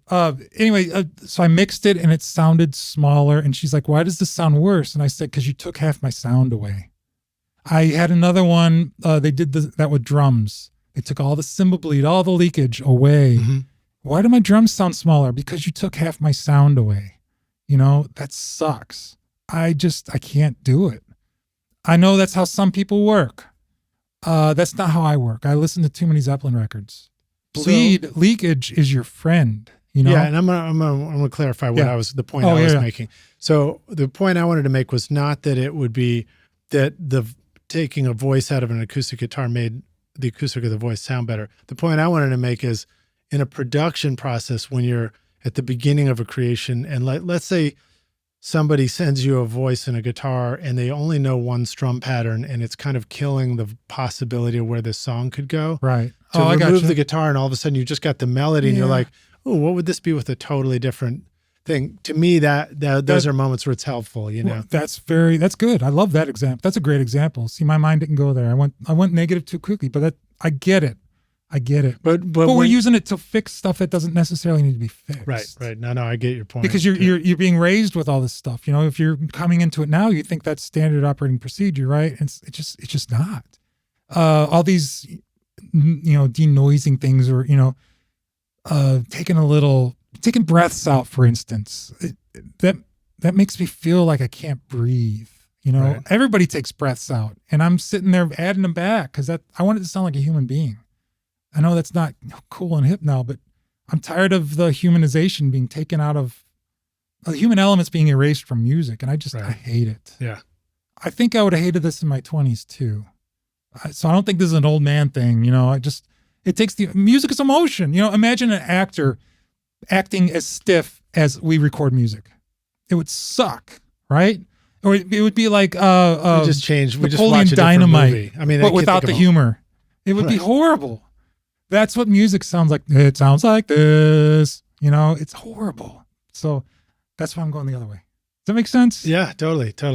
And I think all these, it's great to hear perspectives like that too. It's great to hear. Well, I'm living in that world and I'm getting frustrated as hell. I've spent more time there than most people because that's where I live. You do a mix, I spend 4 hours or 8 hours on a mix, and then you spend 2 weeks tweaking it. Come on. And I can't tell the difference before or after, It's great because I get paid a lot more money, but I'd just rather not. I'm on conference calls with label goons. I may have said this before, but the point where I realized I didn't want to work, my whole career, I wanted to get the top spot of my career. I wanted to mix the big records. I did. I was there. I hated it. I hated it more than oral surgery. You know what I mean? And I was on a conference call. This is on a song that sold, I think it's 5 million download. It was Thomas Rhett, You Make Me Wanna. Okay. I'm at the point I don't care anymore. It was Thomas Rhett, Make Me Wanna. Great song. It was the coolest thing on country radio when it was out. I have a plaque on my wall for it. But there was a conference call. I was on the phone with label owner, label accountant's wife. And label accountant's wife was giving me mix notes. And that was when I was like, I'm out.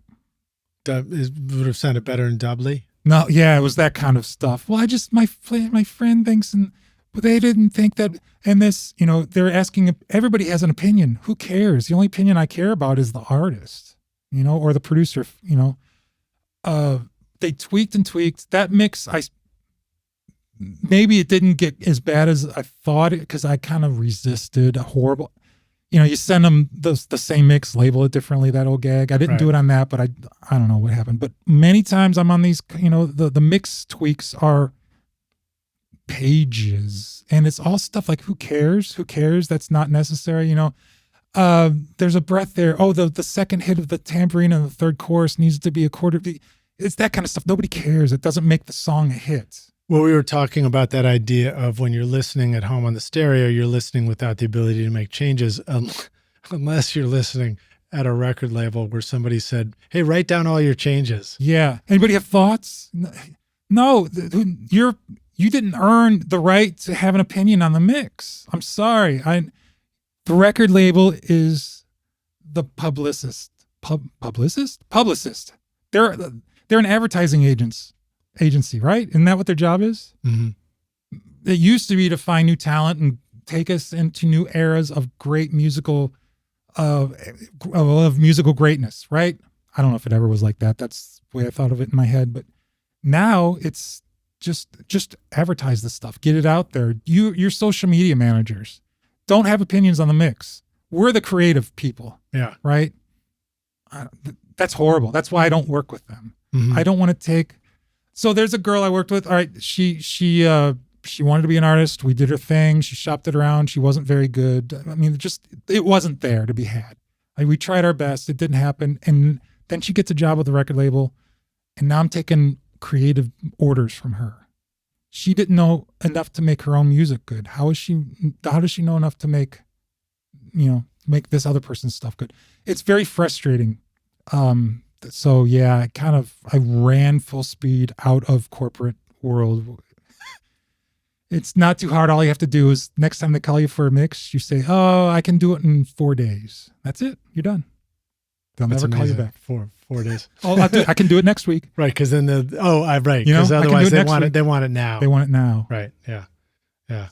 I had a good run, but it wasn't for me. And working with independent artists is so much more fulfilling. For 15 years, I had a famous MCI console at my studio that originally came from Criteria Studio C in Miami, where it made some of the most iconic Grammy-winning records of the 1970s. And it sounded incredible. When I was ready to upgrade my studio to a full digital mixing setup, I teamed up with Rick Carson at Make Believe Studio, Metric Halo, and Golden Ear producer Bill Simzik to recreate the legendary MCI console as the new MBSI plugin. The MBSI captures the same iconic sound used on multi-million selling records like Hotel California for the Eagles, Saturday Night Fever and Staying Alive for the Bee Gees, I Shot the Sheriff for Eric Clapton, We're an American Band for Grand Funk Railroad, and the soundtrack to Grease, the movie, all for legendary producers like Tom Dowd, Todd Rundgren, and Bill Simzik.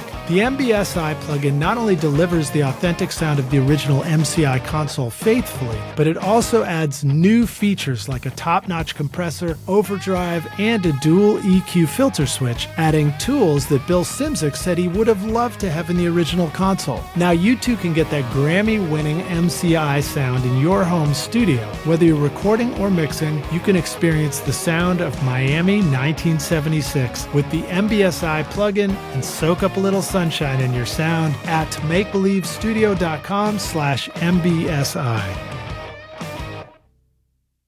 I love working with independent artists. I do appreciate working with people that take the craft seriously enough to push for great things. Yeah. And then occasionally working with independent artists, there can be many opportunities on low budgets and things to let things go a little too quickly. But working with independent artists is wonderful when you finish a day and, they've already Venmo'd you the payment as they walk out the door versus like, oh, gee whiz, we've crossed the 30-day, due date twice, 2 months in a row now, and the late fees are accumulating and you're still chasing down invoices somewhere. But it's all good, man. It's all good. So here, this is something that you had mentioned before, before we finish up. You were talking about being excited about Ken Scott's work.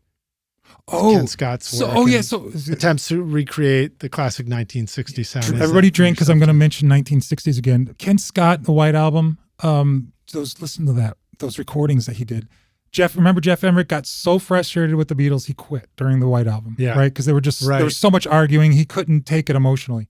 I was lucky enough to talk to Jeff several times. Like I said, I collect these people. I got to know Ken Scott a little bit. I've talked and met with them all. Yeah, he's a real nice dude. Ken, wouldn't you want to spend 6 months in the studio with Ken Scott making a record? Wouldn't that just be a dream? There's a series, I don't know who did it, but he's at Abbey Road with the red console, with the old mics, blah, blah, blah. And he's teaching us how to do early Beatles, middle Beatles, and late Beatles era recordings. Listen to them, though. They don't sound vintage. They're missing that Mark and Gush, Even he can't make those tones anymore. And he's like the best. He's amazing. Listen to those bass tones on White Album. Listen to those drum tones, amazing. That stuff, I'm getting goosebumps talking about it, right? But in the series, you listen to his final thing that he comes up with, and it's not it. I don't know. We have the gear. I don't know if we can do it anymore. We may have lost that knowledge. I think the world I grew up in recording is getting lost. My experiences in the recording music industry they're not valid anymore. Because that world doesn't exist much. I'm kind of like the last one, right? Where the studio brings in studio musicians and, whatever, and we make a record.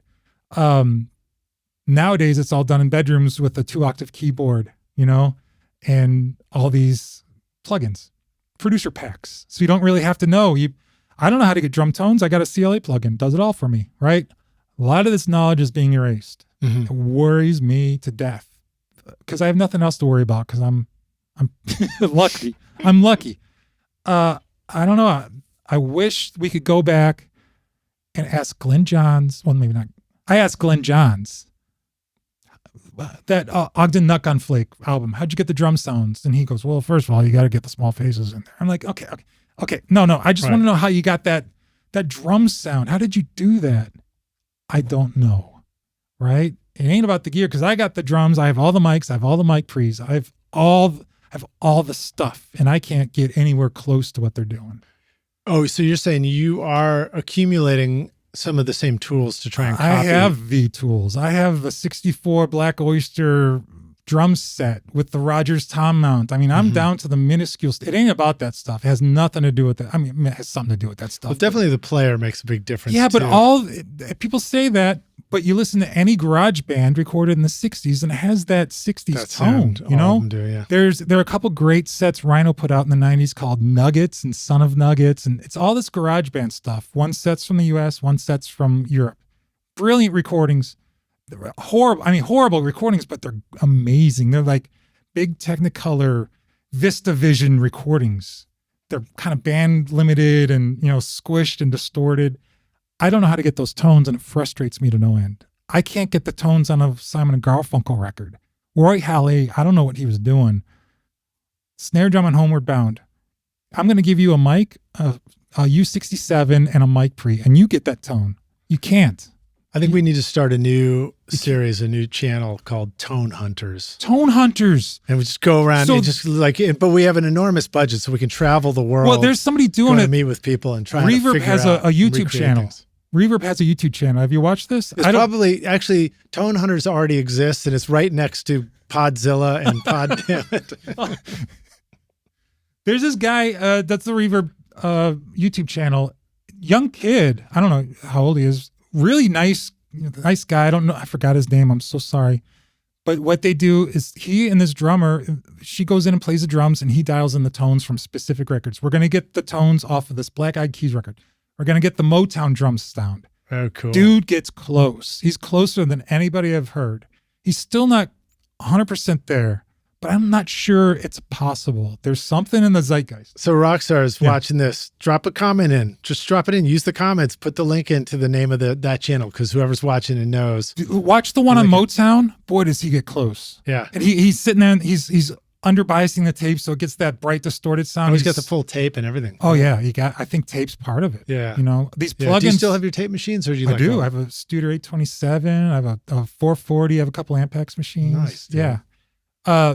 But those plugins they give us, the J37. I let go of mine and I bought the producer pack. You will not find a producer pack. I bought the Jamie Tate pack. Boy, wow. You just it's a plug-in. It's great, man. You just put it on your mix and it yells at you. Yeah, it's a moped about, do your damn crossface. Don't consolidate. Right. Have you ever gotten that way? Like, when Well, I'm obsessed with so many things. There's this Neil Hefti record, songs from Batman, right? It's a kid's record. Cool. I mean, the Batman soundtracks.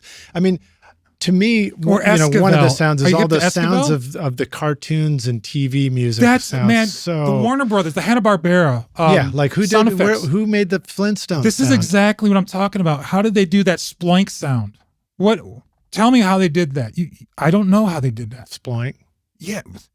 Amazing. I have a whole CD of the cartoon sound effects, right? I mean, I think we all have that. A lot of percussions. There's like some percussionists who's a genius at it, Those are my ringtones on my phone, right? I don't know how they did those sounds, but there was something back then because as distorted and, I don't know, just whatever's changing the tones back then was doing it to music also, and I can't get that tone, and I cannot be more frustrated with it. And anybody can help me find this. I'm talking, I just wrote an article for Recording Magazine talking about this, and I think he's going to set it up to where Eddie Kramer and I sit down and try to get this happening. Right I think Eddie said yes, so I'm not sure when it's going to happen, but I would love to get with some of these old engineers and just talk to like everyone who we're losing them, right? You should do it. I was working on this. Well, I was working on this Marty Stewart record. It was a 20th anniversary issue. We were doing some remixes and stuff. And Marty's like, "What are you doing lately?" And I said, "I'm doing some jazz records. 4 musicians, 5 microphones kind of thing, right? Everybody in the same room, piano's right next to the drum set." And I played it for him. He's like, "Oh my, that sounds like a record from the 50s. I'm like, "Thank you. Yes." He said, "You want to make a Connie Smith record like that?" I said, "Yes, I do." So, Connie Smith is his wife. She's in the Country Music Hall of Fame. She made like 60 records. So she came out of retirement. We did a record like that. I put 2 mics on the drums, Chad Cromwell. We had all the right players. We had Pig on piano, 1 mic on the piano. Everybody was in the same room, guitar amps next to the drums, stand-up bass next to the drums. Awesome. And I mixed it that way, and I got close, right? And then I'm not sure if it came out, but they put like a modern cover on it, like a new picture, and it just looks like a digital picture, and it doesn't really tell you what's in the record. I don't think people picked up that it was a retro album, and it just kind of all fell flat. But But you got to do it. I got to do it. Yeah. And I got to do it with famous people, and I got to do it with like and amazing. You know what it sounds like. Yeah. Connie Smith, I don't even know if it's out, to be honest with you. But if it is out, listen to track 2. That was close. I had the drums panned off to one side, but they hated it. But one thing I did learn, Connie was working, she worked at Studio B in the 60s. RCA Studio. Yeah, RCA Studio B. Which is now a tourist attraction and a functioning studio. Yeah, it's a really good room, actually. I haven't had a chance to work there yet. I've worked there a couple of times. I recorded Elvis Costello there once. How about that? But she worked, she was there. So she helped me set up the room. This is where he sat, this is where he sat, and this is where that, so I set it up exactly as she told me. And my golly, we got, the leakage was half the key, but I don't think I had the tube console, and they didn't want me to go to analog tape, so I had to go to Pro Tools. I think they used it as a safety net. If I'd gone to analog tape, I would have been closer. If I had a tube console, I would have been even closer. It's kind of a modern mix because that's the way I hear things, but I got close. But working with her on how to EQ a vocal taught me a lot. She added so much 3 kilohertz to her vocal until she was happy. More. So are almost you turning enough. the knob, but she's telling you what she likes She's to sitting sound right of? next to me as I EQ her voice. Oh, right on. And then she had me, that EQ on my console, I'd never seen it, she was right.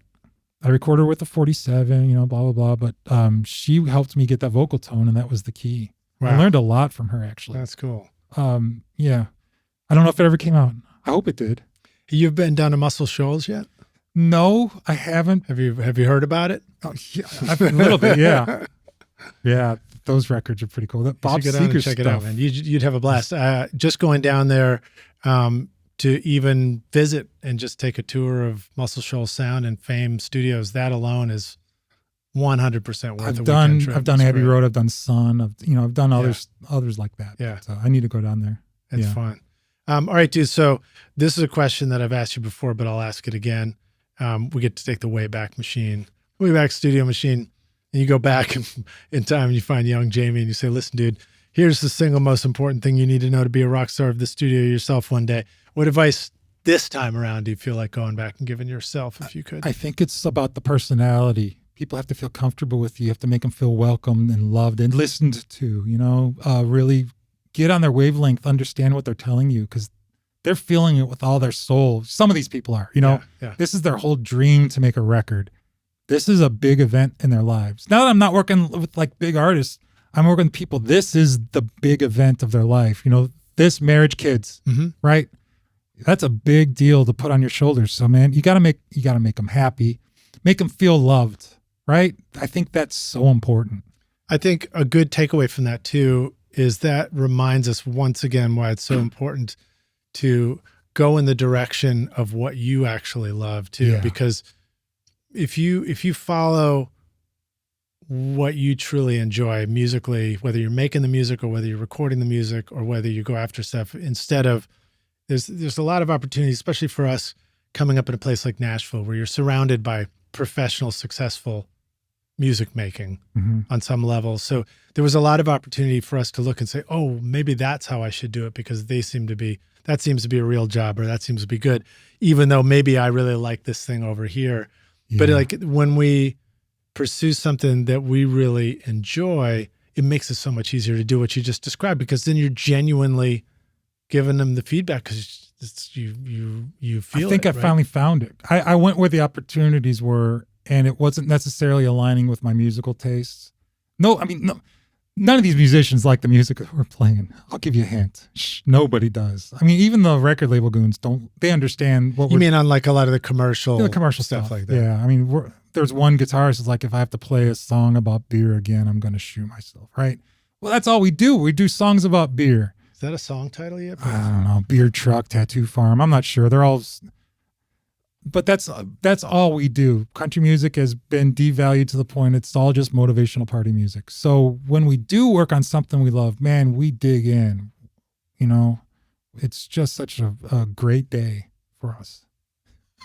I'm trying to write that down. If I have to play a song about beer again, I think I'm going to shoot myself. Yeah, he said, I have a pocket full of pills. I may go out back and take a really long nap. Good Lord. Well, dude, it's great to have you back on the show, man. It's really fun. I always enjoy hanging out with you. Rockstars, thank you for watching. Jamie, let the rockstars know, where can they go find out more about you? What if they're just curious about the Rukkus Room, or what if they just want to come make a cool record? I'm taking a little bit of a break. The life-work balance wasn't working for me. You needed more podcast time. I did. I'm making the rounds. So my family is really important to me. They're, those two boys of mine and my wife, nobody else in the world matters anywhere near as much as those people. Yeah. Right. So I'm taking some time off. I need to, let my mind rest. So next year I'm going to start up again. Cool. But I think Rukkus Room is up. I've deactivated all my social media accounts, and I'm just taking a break. I'm kind of unplugging from the world, and it feels really good. Yeah. You need to stay. The work-life balance. What do they call it? Sabbatical, right? Yeah, sabbatical. People do it around my age. I know a lot of musicians who just disappeared for about 2 years. Is this your sabbatical sweater? It is. Your sabbatical All cardigan? I need is a pipe and a glass of warm milk, and I can be a sketchbook. A leather-bound sketchbook. I'm vegan, so maybe like a pleather-bound sketchbook. I'm there. That's cool. Yeah, so I'm just enjoying. I'm learning to enjoy life again. I'm slowing down, and I needed it. I've been working nonstop for 30 years. I'm trying to plan a big break for myself coming up too. It's so important. Yeah, learn to meditate. It's fun to bust your ass and then chill out. Yeah, slide for a couple of years. Yeah. Well, thank you for joining us. Yeah, I appreciate the invite, and I'm just so tickled at your continued success with this. Your studio is gorgeous. Thank you, dude. Thank you. My continued success is just keep going. Yeah. I still love doing all the stuff we do. I don't think that goes away. See, it went away with me. I fell out of love with music. Yeah, you've already revealed to us that you're totally in love with it still. You're just pointing your compass in a new direction. Yeah, that's a good way. Is. That's how my wife would say it, because she's really good to me. Yeah. It's good. I'm finding my way again. I got lost in the corporate world. It's all right. It was probably a place it probably needed to happen. I'm out. If I hear another 808 hi-hat, I'm gonna shoot everybody in the near vicinity. All right, I won't show you my 808. Actually, I don't have one. Good. Rockstars, thanks for watching. Thank you for listening too, this, by the way. We're saying kick the like button and subscribe to the channel. Like and subscribe. Drop in a comment too and let us know if you got any questions. You don't use SM7s. I thought that was like a law. They're right over there. And I'm debating whether I might. I thought it was a law. Everybody has. I've always been. These are my Mic Tech PM9s, Good. and I've always used them, and they sounded great. They've done 500 episodes already. There, you got that in again. Drink 500 with him and 1966 with me. Drink. See you guys in the next episode. Thanks, Lij. Cheers.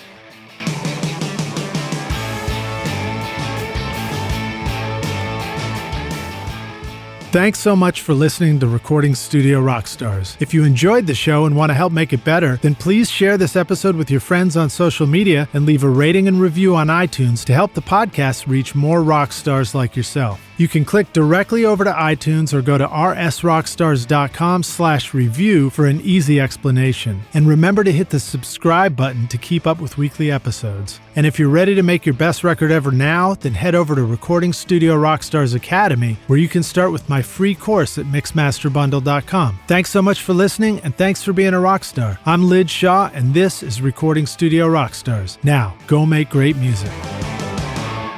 Recording Studio Rockstars would like to give a big thank you to our awesome sponsors who help make this episode possible. iZotope, Native Instruments, Roswell Pro Audio, and Atom Audio. And remember to take advantage of our special coupon codes. At iZotope.com and nativeinstruments.com, use the coupon code ROCK10 for 10% off any plugin. If you enjoyed Recording Studio Rockstars, please check out our sponsors using the links in our show notes. These are all things that I highly recommend for your studio because they're going to help you make your best record ever. Also, like and subscribe to our YouTube channel. This is new for us here, and it's a great way for you to help support this show, so I greatly appreciate it. I would also like to thank our fantastic team here at Recording Studio Rockstars, Vlad Weselchenko and Liz Hulitskaya. Thanks so much for watching and for listening. My name is Lij Shaw, and I'll see you in the next episode. Cheers.